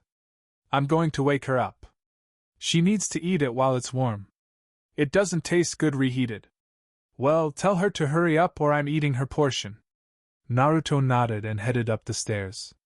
As he went he tried another Rasengan. This one was a little bit more developed, but he still had little to no control over the shape. Soon. He crept up to Temari's door and cracked it slightly. He'd never been in her room before and had no reason to be in it before. He pushed it open further when he heard the soft sounds of her rhythmic breathing. She was in a deep sleep, obviously tired from her trip. She still needed to eat though. He took in the surroundings and a small smile found its way to his face. Temari, although she prided herself on being one of the toughest bitches you'll ever meet, was still a little girl at heart. She apparently adored stuffed animals, since several adorned the walls. Beyond that, she didn't have much. It was a standard ninja bedroom, jutsu scrolls, her battle fan against the wall, weapons hung on racks. Naruto crossed the room and stood beside the bed. Temari had not put her hair into the familiar ponytails, and with her hair flowing around her, she looked more beautiful. A soft smile came across his face. Perhaps dating someone who could look so angelic one moment, and be a complete tigress the next wouldn't be a bad thing. First, he had to get past their first date though. Rousing himself from his whimsical thoughts, he shook her shoulder and softly told her to wake up. Temari had been having a dreamless sleep and it was very relaxing. Usually, her mind was so all over the place that she couldn't sleep. She groaned when she felt something soft touch her shoulder and begin to shake her. The voice calling out to her was very gentle, and it reminded her of days when her mother was still around. Thinking of those days made her heart ache, and she latched onto the familiar feeling. Naruto hadn't been expecting Temari's arm to shoot out and grab his. Nor had he expected her to pull him onto the bed and roll over, hugging him like he was a teddy bear. Although the act was quite comfortable, and maybe she'd be willing to do it again later, the food was getting cold, and he didn't want to have to explain to an angry Temari why he was in her bed. He tried to move, but she latched onto his waist and snuggled against him, rubbing her face against his stomach. He tried not to laugh at the childish gesture, but it was hard. He tried to wiggle out again, no go. She had a death grip on him. Temari was enjoying the warm sensation. She had been comfortable under her covers, but she had neglected to take something soft to cuddle with when she dove under them. She couldn't quite remember purchasing or receiving this particular toy, however. It was soft and yet hard, but not unpleasant. It smelled of the earth and the forest, and chicken teriyaki. And it kept trying to rouse her from her sleep while whispering softly. Her eyes slowly cracked open to see what exactly she had in her arms. They flew open when she saw the golden tresses and familiar sheepish grin of one Uzumaki Naruto. Naruto had been trying in vain to escape the kunoichi's clutches, but to no avail. He looked down when he heard a gasp and then a growl, straight into Temari's wide eyes. Time to run damage control. Temari, before you think what I know you're thinking, I came up here to tell you supper's ready. I was shaking your shoulder and you yanked me on top of you. I couldn't get loose. You have a very firm grip. Do you work out? He scratched the back of his head and tried to look as cute as possible. In recent years, he'd figured out that the more clueless and hapless he looked, the easier it was to get away with things. He was thoroughly surprised when Temari sat up on her knees and grabbed him by the front of his shirt, shortening the distance of their noses by a couple centimeters. He'd been drug up to his knees as well when she grabbed him, and he took note that at the moment her legs were on either side of his right thigh. And she wasn't wearing pants. Or panties for that matter. In fact, if that oversized shirt rode up just a little higher, Naruto blushed at the implications and his gaze snapped back up to meet Temari's. Temari noticed that his gaze traveled down to where she was essentially sitting on his thigh. She hadn't thought much about it until she remembered that she wasn't wearing any underwear. She fought to keep the blush down, and pulled him closer until the tips of their noses touched before she growled out. Not only do I expect you never to mention this, I expect my date later to be flawless, you hear? And the one after that better be just as spectacular. Naruto gulped and nodded before he realized something. The one after? But we haven't gone out on our first date yet. Temari smirked and patted his cheek. It was fast becoming a favorite taunt when dealing with him. Why, Naruto, I'd be stupid to let such a fine male specimen get away from me after just one date. Besides, I seem to be losing more and more of my clothing every time I see you. Maybe next time, I'll lose everything, Naruto just nodded dumbly and watched as Temari smirked before shoving him backwards, dumping him out of the bed and onto the floor. I'll be down shortly to eat, now get the hell out of here unless you want me to kill you. She laughed lightly as Naruto disappeared without a trace. I am going to have so much fun with him. Temari emerged shortly thereafter to find a full Kankuro and a badly blushing Naruto. She sat at her usual seat and began shoveling the chicken into her mouth. It was really good. Hopefully he had a dessert prepared for tonight. It would cap off a most entertaining evening. She waved at Kankuro as he left to begin his patrol. He'd drawn a night duty this time. She didn't envy him a bit. Night times in the desert were always cold as hell. Hey Temari? Yeah? I'm sorry about earlier. I didn't mean to offend or anything. She sighed and shoved her plate away. The guy was too concerned with others' welfare and way too apologetic. Naruto, you don't have to apologize for something that you didn't mean to happen. I'm not upset. Okay, hey Temari? Yeah? I don't think you told me and Gaara the whole story about your trip. Did something else happen while you were there? If you give me some dessert, I'll tell you. Naruto smiled and left into the kitchen, coming back with an apple pie. Temari stared at it hungrily and held out her plate. He chuckled and cut her a generous portion, which she immediately devoured and held out her plate for another.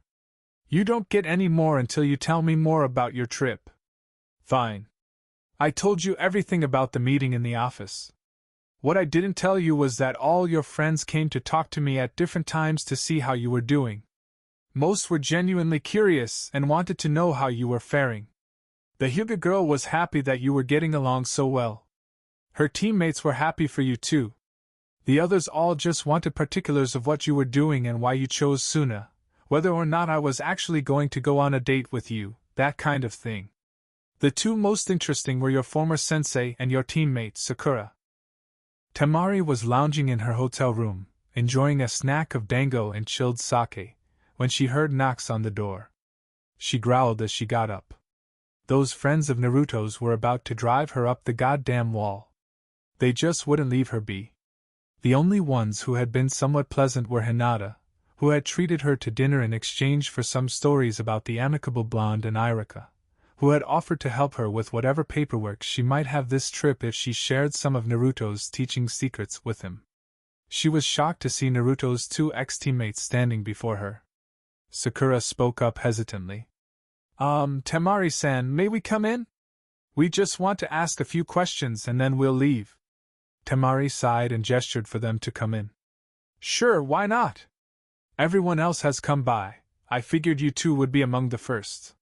She waited until they were situated in the room's two chairs and she took up her station on the bed, sitting cross-legged while munching her dango. Well, go ahead, ask away. Kakashi cleared his throat and ran a hand through his silver hair. Temari did not like the man. She had heard Naruto's story of the Chunin exam and how he had asked Kakashi to stop Gaara's fight with Sasuke, fearing for his friend's life. Kakashi had blown him off and nearly caused Sasuke's death. No, she definitely didn't like the laid-back jounin. We just think that some of the things you've said are a little over-exaggerated. For one, Naruto can't be a Chunin without passing an exam. The Kazekage himself promoted him. Very well. But him being a teacher at a school and only having been there for a short time.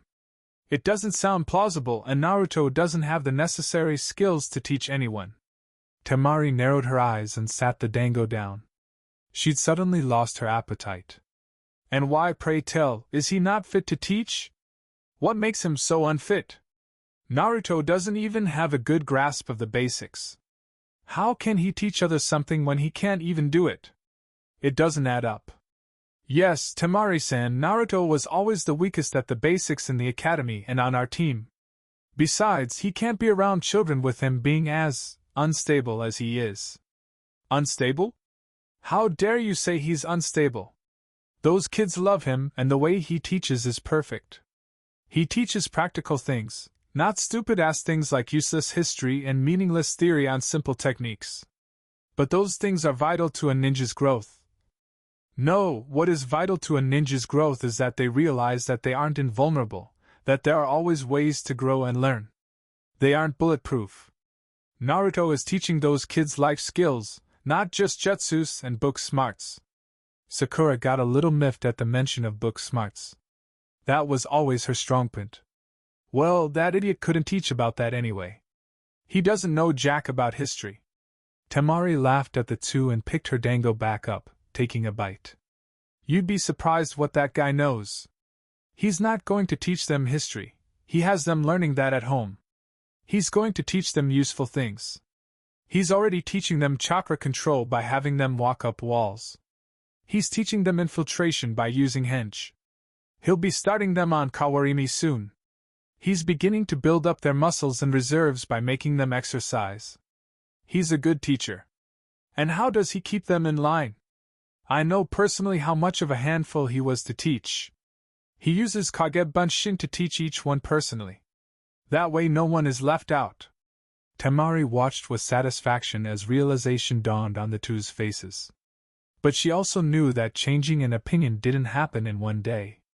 And these two were always some of Naruto's biggest detractors, no matter how well they covered it up. Well, I guess it's true that everyone has a niche in life. Naruto was never as strong as Sasuke-kun, so I guess teaching would be more his speed. He's broken his promise to me anyway. Temari nearly growled at the girl. Is that all he's useful to the two of you for? Bringing back that god-forsaken Uchiha? Ugh, I don't know why he cares about the three of you, it's beyond me. If you don't have anything else to say, I'd suggest you leave before my fan finds its way into my hands. Sakura and Kakashi stood abruptly, both rather angry at this point. Naruto was theirs, no one else's. He was the one that tied their group together, and the fact that he had left still stung. Kakashi left without another word, but Sakura was used to getting in the last jab and turned at the door. I suggest you rethink your stance on dating him too, Temari. He's not normal, you know. There's no telling what he'd do to you in a relationship. Temari simply shoved the girl out into the hallway and ground out her reply before slamming the door in her face. I know that he's one of the best guys I've ever met, and you're just jealous of me, because you weren't able to keep him under your thumb. Face it, Haruno, your first choice sucked and ran off to play grab ass with a snake, and your backup left because all but a few didn't appreciate him. You lose at the game of life and I might actually win. Now fuck off, I need my beauty sleep. She slammed the door in the girl's face and turned around, but heard her call through the door. You can't sleep for beauty if there was never any beauty there in the first place, you bitch. Temari chuckled and kept eating her dango before going to bed. Yeah, but beauty's only skin deep, Haruno. Ugliness goes a lot deeper, and I think the blonde idiot finally saw that. That's why he left your village. Konoha's ugliness ran pretty damn deep. Naruto sat back and whistled after she finished. Temari held out her plate, and he cut her another piece of pie. Wow, that's a hell of a story there, Temari. I never could really get a good grasp on what those two actually thought of me. Kakashi helped me with the Kagebunshin trick, but that was also Yamato-sensei doing most of the work. Kind of sad that my closest friends don't really see me as reliable. Temari nodded and finished off her pie, letting the fork drop with a clink. Don't let it get to you, Naruto. They're idiots, and one day, they'll realize how wrong they were to let you go.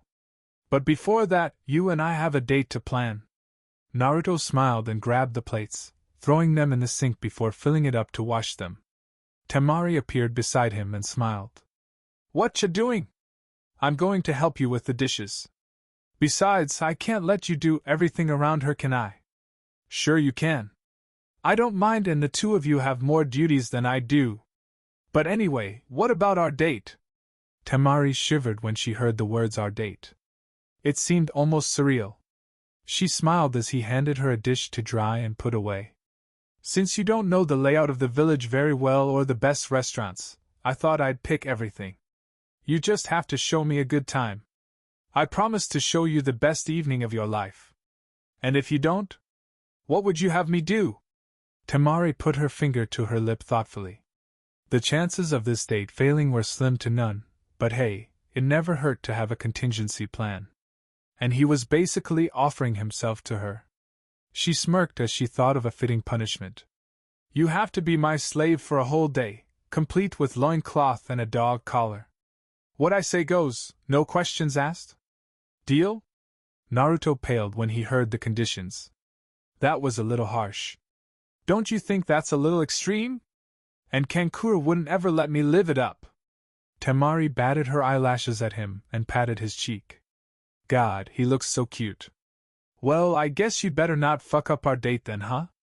Otherwise, I may get to see a side of Uzumaki Naruto nobody ever has. Or rather, a certain something no other girl has ever seen. The blood seemed to rush to Naruto's face, and he pressed himself against the counter so she couldn't see or get to his prized possession. Temari fought down a laugh and continued drying the dishes. I think I'm starting to like him. He's definitely boyfriend material. And I wonder what he would look like in a loincloth? She refused to answer Naruto's question of what the nosebleed was all about. Chapter 7. Naruto woke up the next morning at the crack of dawn. There was much to do and so little time to do it. He needed to perfect the Rasengan and the Rasen Shuriken. He had made good progress with the Rasengan and was well within completing it fully. The Rasen Shuriken was another story altogether. It was still shredding his arms, and the memory of that pain was not comforting. Luckily, none of his clones had had a QB episode and hadn't needed to be dispelled. He figured that another 200 clones and he'd have Rasengan perfected by lunch. He wondered how many he should dedicate to the Shuriken technique as he wandered down to start breakfast. He wanted to avoid Temari as much as possible, at least until that evening. That way they'd have something to talk about. He grunted as he grabbed some eggs out of the fridge. Thinking in too many directions had never been his strong point. First, he had to get his priorities straight for the day. As he sat the frying pan down on the burner and turned it on, he quickly stepped outside and formed 200 clones. He gave them their instructions and they rushed off into the desert to work on the technique. He figured it wouldn't be too long now. He shuffled back inside and cracked the eggs against the pan, pouring the yolks inside. Stage 1 complete, now for Stage 2. He waited for his eggs to finish before putting them on a plate and taking a seat at the table.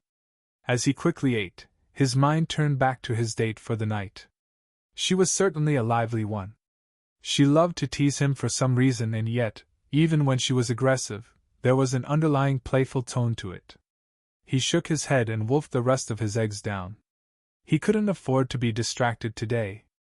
There was too much to do. Not wishing to wash his plate at the moment, he threw it in the sink and walked out the door. He focused and summoned nearly 500 clones, gave them their orders, and they left to start the Rasen Shuriken Jutsu. He hoped they would make some headway today. Turning on his heel, he began to trek to Gaara's office. He wanted to get started on his land if possible. Gaara had been having a peaceful morning, something not often seen in Suna. His hopes for it remaining like that were crushed when he saw Naruto walk through his door pulling an angry secretary behind him. The Kazekage winced and sighed heavily. His blonde friend could be such a pain in the ass. I'm telling you, you don't have an appointment to see Kazekage-sama. Please leave now. And I'm telling you, I'm a friend of his and it'll only take a moment. Get off me, lady! Mori, leave him be. I'll deal with him. The woman bowed and shot Naruto another glare before shutting the door behind her with a firm click. Naruto huffed and sat down in the chair in front of Gaara, ignoring the swirling sand behind him. And why have you chosen to grace me with your presence this morning, Naruto? I hope it isn't anything too pressing? Or have you decided to renege on your date with my sister? Easy, easy. Nothing like that. I was just wondering if you'd found a plot of land for me to purchase yet. I was kind of hoping to get started on it. Gaara blinked twice and turned around to grab a scroll sitting on his windowsill. He tossed it to Naruto and leaned back in his chair. It's on the outskirts of the city, outside the walls. It's all I could get you that put you away from everyone else. You have virtually unlimited space. It's larger than the compound. There is a small spring located in a cave on the property and sparse vegetation like you asked for. It is truly a desolate little piece of dirt. Why did you ask for those specific requirements? Naruto grinned at his friend and stood to leave. He needed to inspect his new home. Because even a flower on the verge of dying can be brought back to bloom beautifully if taken care of with tenderness and love. Remember that, Gaara. Naruto left out the room, glaring at the secretary as he went by. Gaara could have sworn that he saw electricity shoot between the two. He sighed as he ushered in his next appointment. A dying flower, huh? I wonder if you can actually do anything with that dirt pit. Temari groaned as she woke up and stretched, her oversized t-shirt riding up over her toned tummy. She always slept in late on weekends she was off, simply because there was nothing better to do. Besides, she'd need all her energy for tonight. If there was one thing she'd learned over the years, it was that when with Naruto, expect the unexpected and be well rested. You never know what kind of trouble would follow the boy. She was somewhat irked to find that Naruto had left the house already, leaving just her there alone. While not normally a problem, she had become somewhat accustomed to having the blonde there in the house somewhere. He was like a security blanket. As long as he was close she felt safe. Hell, the other night, he had been reading a scroll on the couch in the living room and she had plopped down beside him to see what he was reading. Her curiosity piqued when she saw it was a gardening scroll. After several minutes of reading over his shoulder she had suddenly become sleepy and fell asleep propped up against his shoulder. She had woken hours later to find the blonde passed out sitting up and herself stretched out lengthwise, her head in his lap, with a blanket over her. She secretly wished for more nights like that, and who knows what the future may hold. It had been comfortable and comforting to just sleep leisurely like that. And he hadn't seemed to mind in the least, as long as she wasn't trying to grab his goodies. She giggled as she remembered the night before. He had been afraid she was going to make a grab for him. Of course she wouldn't. She'd never do that. She might tease and bully slightly, but she'd never act inappropriately towards someone she was genuinely interested in, and there weren't many she was interested in. As she poured herself some cereal, she thought back over the past few weeks. Her fellow blonde had invaded her thoughts constantly, and while annoying at times, the thoughts about him were always happy ones, filled with laughter and mirth. Even the stoic, stony Gaara loosened up around the last Uzumaki. Not much, mind you, but enough to count. Temari's eye twitched as she threw her bowl into the sink. All this thinking was messing with her head. Screw it. I'm going to the hot springs and then the salon to get ready for this evening. Naruto nodded to the gate guard as he stepped out of the safety of Suna and into the desert to make his way around the wall to his new home. He whistled as he walked, the hot air blowing in his face. This was not his native land. The trees, the rivers, the forest, the sweet, clean air, that was his home. But here, in this barren wasteland, perhaps he could bring a little of his home closer to him. If his mother's jutsus were worth anything, perhaps he could restore what was once lost. He could bring life back to that which was all but lifeless. He looked around as he entered the grounds that Gaara had laid out for him. He could see the cave up on a hillside, the mouth gaping like that of a fish. Naruto grimaced as he spun around, taking it all in. There was a cactus here and there, but other than that, no vegetation. I believe Gaara and I have a different definition of the word sparse. When he said sparse, he meant a plant every few feet, not 9 or 10 total in the whole area. He walked into the cave and looked around.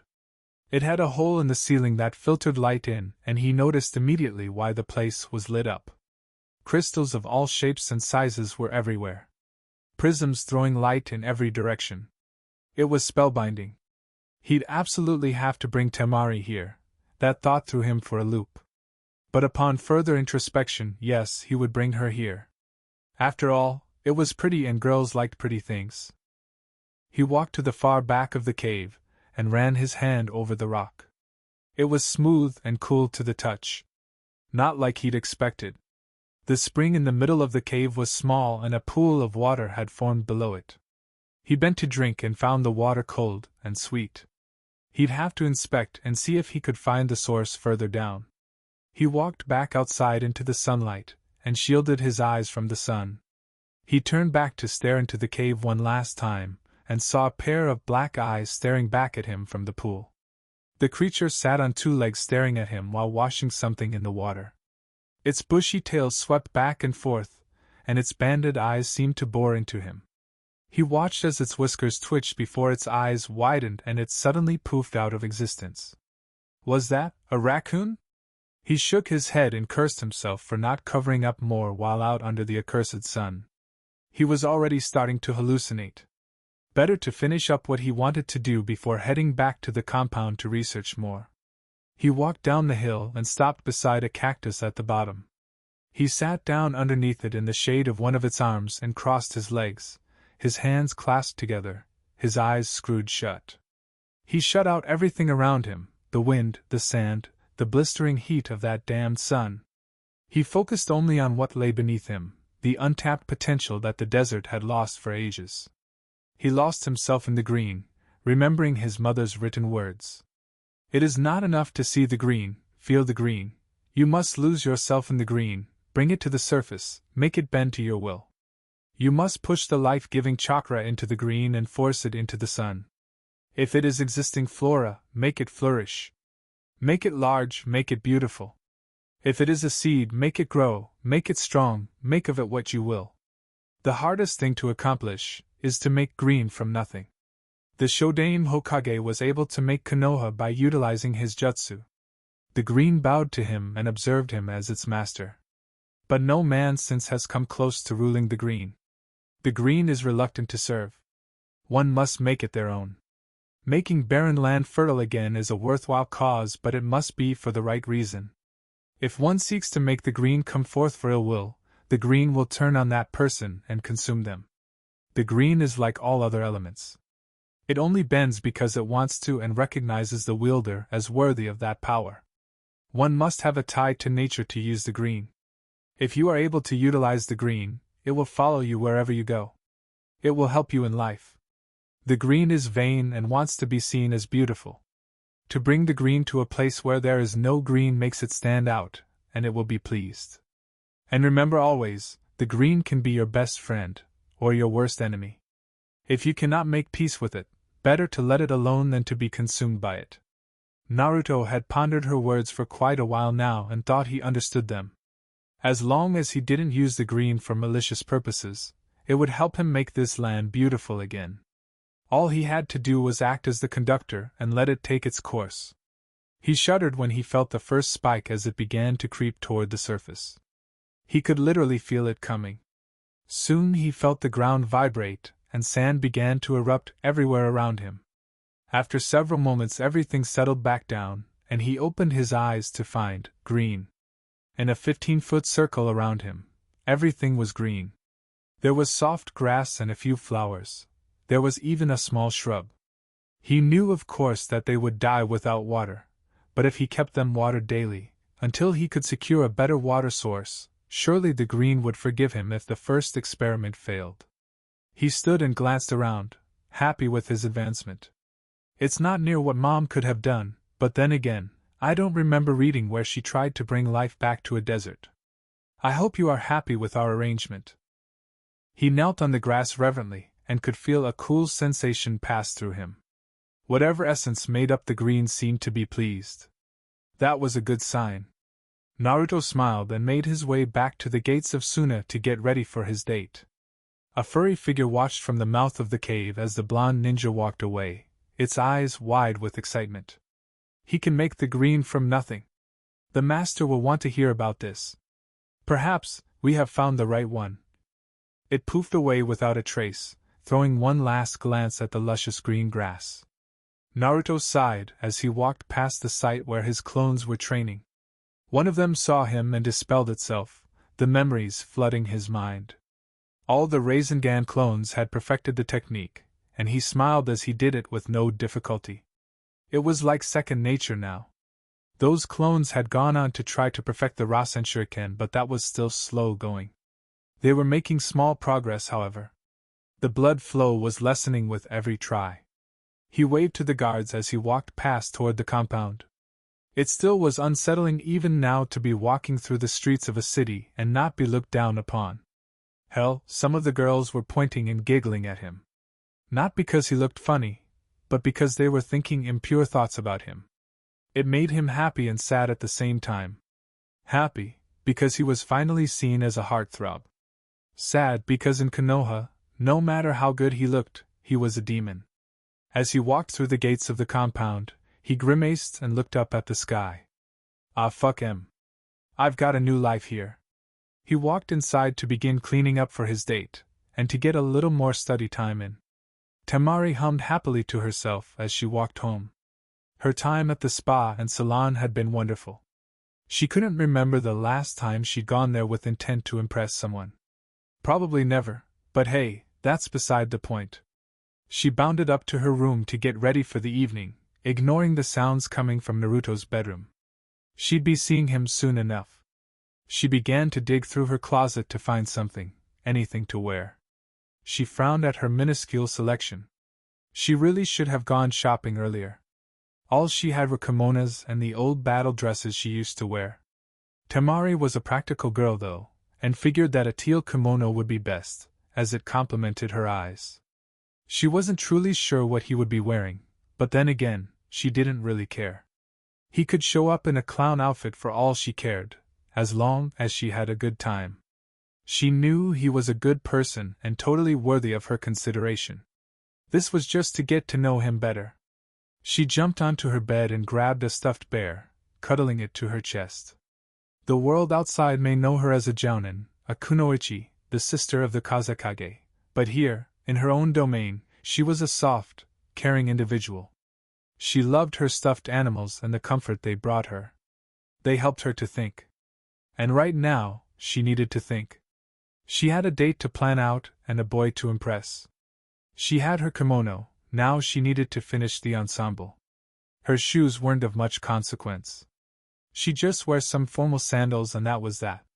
She never wore much jewelry, so a necklace wouldn't be a bad idea, but she didn't want him to take his eyes away from her. She wanted him to look at her, not at anything too glittery.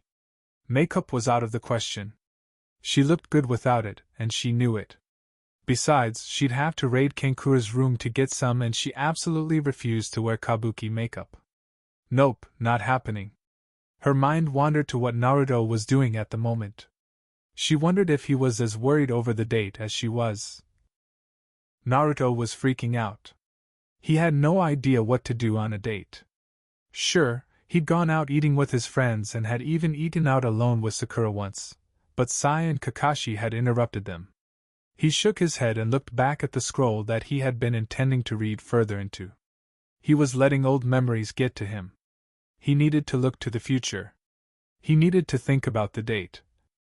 Oh fuck. What time is it? He immediately swung his eyes to the clock and blanched when he saw he only had an hour to get ready. He snapped the scroll back shut and leapt off the bed, headed for the bathroom door. He needed to shower, and then pick out what he was going to wear. Shit, hopefully Temari wasn't very picky when it came to attire. He leapt out of the shower and began toweling off, his hair standing in every direction. He growled at the follicles. They never did what he wanted. He resigned himself to his usual hairstyle and ran to his closet. He wanted to knock her on her, but with his sense of fashion, but he had little in the way of evening wear. He'd have to use his normal clothes and try to look acceptable. At least he had one suit that was semi-formal. It would at least get him into any restaurant she wanted to go to. He threw on the outfit and summoned a clone to look him over. So? How's it look? The clone gave one last appraising look and offered a thumbs up. It'll work. You'll be able to get into formal places at least. Hopefully she'll approve. I think it looks okay. Naruto nodded and the clone dispelled itself with a salute. Naruto sat on the edge of his bed, a nervous wreck, and suddenly fell to the floor clutching his head. He growled and punched the floor. Which fucking clone's idea was it to dispel all at once? Fucking dumbass. Ugh, I hate when that happens. Feels like I've been kicked in the balls. He stood back up and shook to rid himself of the tingling feeling that came with an information overload. He glanced back at the clock and sighed. Might as well head downstairs and wait for Temari to make her grand entrance. Temari let out a long breath and opened her bedroom door. She was ready. This was it, the moment of truth. Her entire evening hinged on his reaction to her when she walked down those stairs. If she didn't get a favorable reaction from him, the date was as good as ruined right off the bat. And she didn't think she could take that. Temari calmed herself and began her descent. It was show time. Naruto sat on the couch, twiddling his thumbs nervously. It was nerve-wracking, waiting on the girl to come down. Luckily they had no time constraints, they had no one to oversee them. This was their night. He heard her soft footsteps coming down the stairs and stood to receive her. His jaw dropped at the sight and his eyes widened. There stood Temari in a teal kimono that hugged every curve of her body, accenting everything that made her both dangerous and sensuous. Her hair was pulled back into the 4 familiar ponytails and Naruto was glad for that. He rather liked her unique hairstyle. She wore no jewelry or makeup, save for a locket on a choker around her neck that only diverted his attention for a moment. His eyes traveled all over her, taking in the luscious curves and the newly manicured toenails, back up to her taut stomach and the white sash around her waist, to her smooth arms and finally to her immaculate face. He drowned in her green eyes and had to pull away so that he wouldn't get lost in them. He stared at her pouting lips and barely registered the gasp that escaped her lips or the hand that rose to her chest. He was drinking up everything about her. She was beautiful. Temari had walked downstairs slightly hyperventilating. She had rounded the corner of the small hallway and had kept her eyes unfocused until Naruto had taken in her appearance. She heard no response and her heart sank. Slowly, she raised her gaze until she saw how he was dressed and she gasped and her hand flew to her chest, right over her heart. Before her stood a young man who seemed to be chiseled from the finest stone, created by a master artisan. Everything about him screamed danger and yet, he also exuded a calming aura. His well-defined muscles were present under the long-sleeved white button-up shirt he wore, the black jacket slung over his arm. The black pants were loose and yet, if she squinted hard enough, she could see the well-muscled legs beneath them. He was the epitome of how a shinobi should look. She noticed how his hair fell over his eyes and gave him an otherworldly look. She liked it like that. His blue eyes seemed endless and Temari couldn't tear her gaze away from them. She was somewhat aware of the fact that he was blatantly staring at her, and usually that would warrant a bash over the head. But for the moment, they were both allowed to look unhindered. She took in his whisker marks and suddenly wanted to touch them again.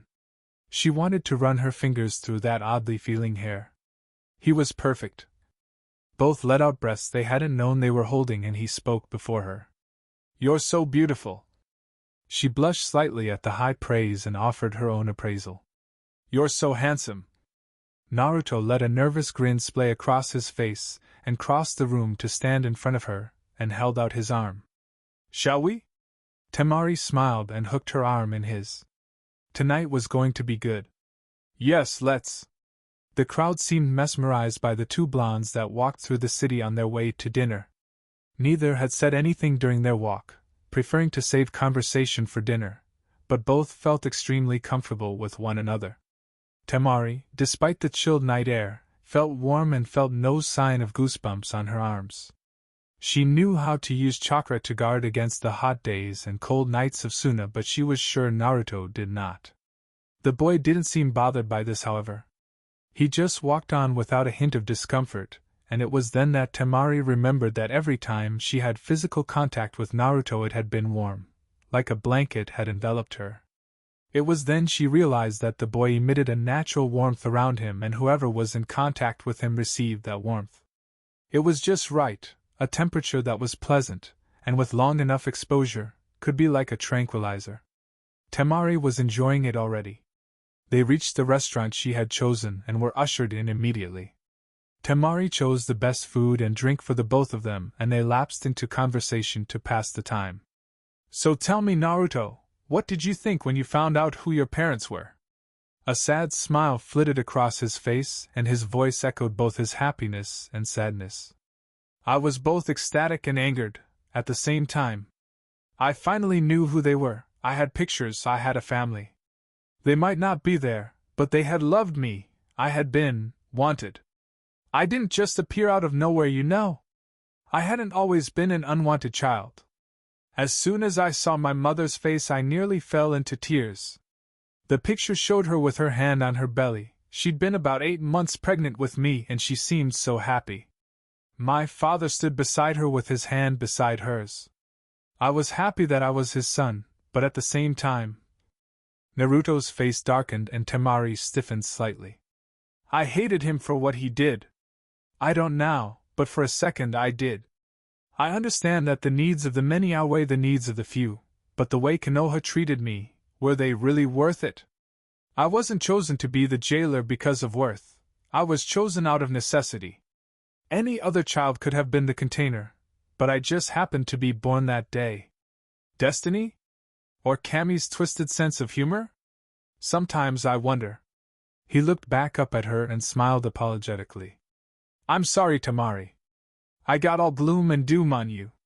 This is supposed to be a happy day. Don't apologize.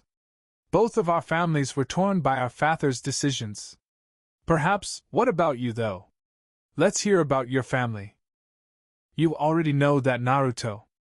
I never really had a family beyond Kankuro and Gaara. Our father was too busy leading a country and being an asshole to ever be a parent. Our mother was a loving individual to Kankuro and I, but I question how loving she was when she cursed Gaara upon his birth. It hadn't been his fault that father implanted a demon in him. But she didn't curse father. She cursed her newborn son. I hate her for that. Temari looked into his eyes, expecting to see anything but the understanding she saw. How was it that the boy was so empathic? I understand completely. I wonder at times if my mother cursed me for harboring a demon before she died. If she saw her son as a demon instead of the child she gave birth to. You know, I don't even know if my whisker marks are natural or not. I guess it's my mark, kind of like the shape of my eyes and my canines. But enough about me, let's hear about you. What do you want to know? What you like, what you don't like, your dreams, you know, that stuff. This isn't a genin assignment, Naruto. You already know all that. Let's swap war stories. I'll start. They'd sat, sharing stories of their times as ninja of the past, until their food arrived. Conversation was put on hold immediately. Food was more important at the moment. Temari covered her eyes with both hands and sighed. Everything had gone perfectly until the food arrived. They were hitting it off so well, and then Naruto became a bundle of nerves because he didn't want to offend her with his horrible manners. She, of course, didn't care, but he didn't want to embarrass her. He'd ended up spilling his drink all over her kimono, dumped some of his food on the floor, and had nearly dumped the table over when he stood up. She knew he wasn't that clumsy normally, he was just nervous. And now he was walking beside her with his head hanging in shame. She looked at him and frowned. He hadn't said a word since they'd left the restaurant. It just wasn't like the perpetually happy ninja to be depressed, and she was going to save their date one way or another. Naruto was despondent. He'd totally ruined everything. The one girl who had shown interest in him, true interest, and he'd fucked up everything. Why did he have to be such a klutz? It nearly brought tears to his eyes. She hadn't said anything to him since they paid the bill, and he hadn't the courage to say a word. It would only make the situation worse. He was suddenly jerked in the opposite direction by a firm hand. "Come on, Naruto, we're going somewhere else." He nodded his consent and let himself be led. When they got there, he'd apologize for his behavior and beg her forgiveness. Temari sighed as they stood atop the cliff overlooking Suna. It was truly beautiful on a full moon. The minerals in the desert seemed to twinkle like a million stars. Her vision swung to the blonde beside her, his eyes still downcast. "Naruto!" His head immediately snapped up. "Temari, I'm sorry. I didn't mean to do any of that. Please forgive." "Shut up." Naruto winced and hung his head. So she really was pissed at him. Hot tears stung at the corner of his eyes. He tried so hard to make it perfect, but it seemed higher powers were working against him. He was just about to run home when a calloused, yet soft hand found its way to his cheek. "Naruto, look at me!" He lifted his eyes to stare into her green ones. No matter what, he still thought they were beautiful. "I know you didn't mean any of that. And I'm not mad, I'm not disappointed. You had a bad night. You were nervous. I can understand that. I was nervous too. You didn't ruin your date's clothes." "No, I didn't.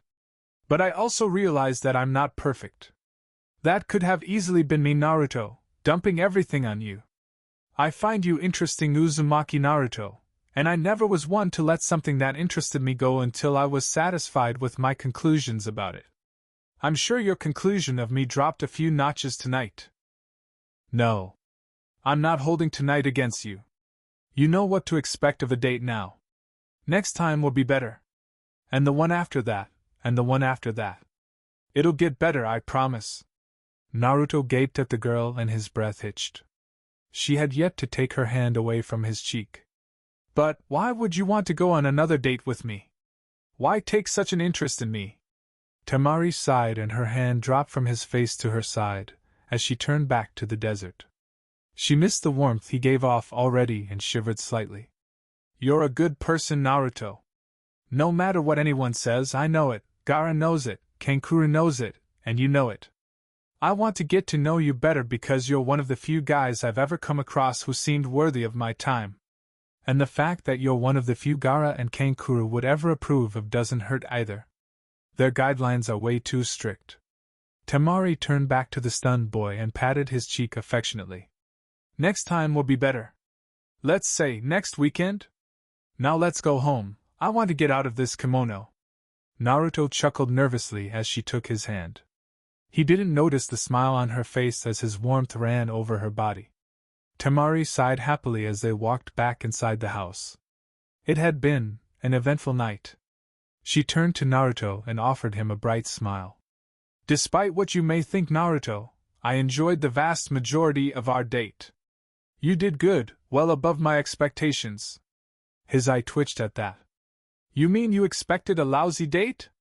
"No, I just didn't expect to have that much fun or be that comfortable around you. Now we say goodnight." "All right then, goodnight, Temari." He turned to go upstairs but turned back when he heard her cough and begin to tap her foot. "What? Did I forget something?" "Yes, as a matter of fact. You forgot my kiss and hug." "Kiss? Are you serious? On the first date? Not a makeout, you moron. A small, chaste kiss and a hug to let me know you appreciated our time together. I suppose that's acceptable." He crossed the room and enveloped her in a hug. He had always loved hugs since he never got them as a child. He didn't really know how to kiss, though. That was one thing he was deficient in. Temari, however, was glad to take initiative and pecked him on the lips, lingering only slightly. She pulled back and smiled at him, giving him one last squeeze. See? That wasn't so hard now, was it? I expect a kiss and hug after every date. Naruto nodded dumbly and began to trek back upstairs. This evening had gone beyond his expectations. Temari followed him. Neither saw the figure appear out of the shadows holding a night vision camera. Head Blackmail City. Kankuro, you are the man. Temari lay on her bed in her nightshirt, a stuffed teddy bear in her arms. She couldn't get the kiss out of her head. It hadn't been more than 2 seconds, but that was enough to make her want more. It was like my whole body was on fire. I wonder if he can make that warmth flow throughout his whole body. The mystery of Naruto's warmth began to fade as sleep claimed her. She fell asleep with a smile on her face and a promise to thoroughly enjoy their next outing. It promised to never be boring with him around. Naruto was excited as all get out. He couldn't believe it. His first real kiss, and it had been great. Sure, it was just a chaste kiss on the lips, but it meant the world to him.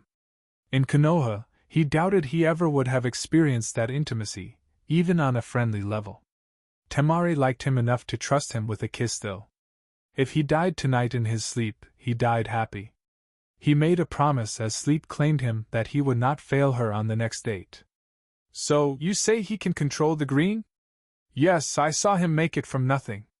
Perhaps we have found him, sire. Perhaps. I want you to keep an eye on him. If he can do this and his intentions are pure, we will help him. Our tribe will bring back the glory this land has lost for generations. The green has slept here for too long. He is a ninja though, my lord. He might expect us to aid him in battle. If he can bring back the green, it will be worth it. Our kind has not seen battle for ages. It would be quite a commotion were we to enter into the world again, especially for a wielder of the green. If he requires our aid, we shall aid him. Of course, my lord. Is that all you require of me? Hi. Keep an eye on this boy at all times. Recruit who you must to keep round-the-clock vigil. I am intrigued by him. And that concludes part 1 of this story. Thank you for spending your time here at Ichiraku Ramen and listening all the way to the end. Your support helps keep these stories alive and allows the shinobi world to continue through new adventures and alternate timelines. If you enjoyed an Uzumaki Amongst the Dunes, don't forget to like the video, subscribe to the channel, and turn on notifications so you don't miss future stories. Once again, full credit goes to Pudgypudge, the original writer of this story. If you would like to read the original version, you can find the link to the story in the description below. Let me know in the comments what story you would like to hear next. Until the next time, stay safe, and I'll see you again at Ichiraku Ramen.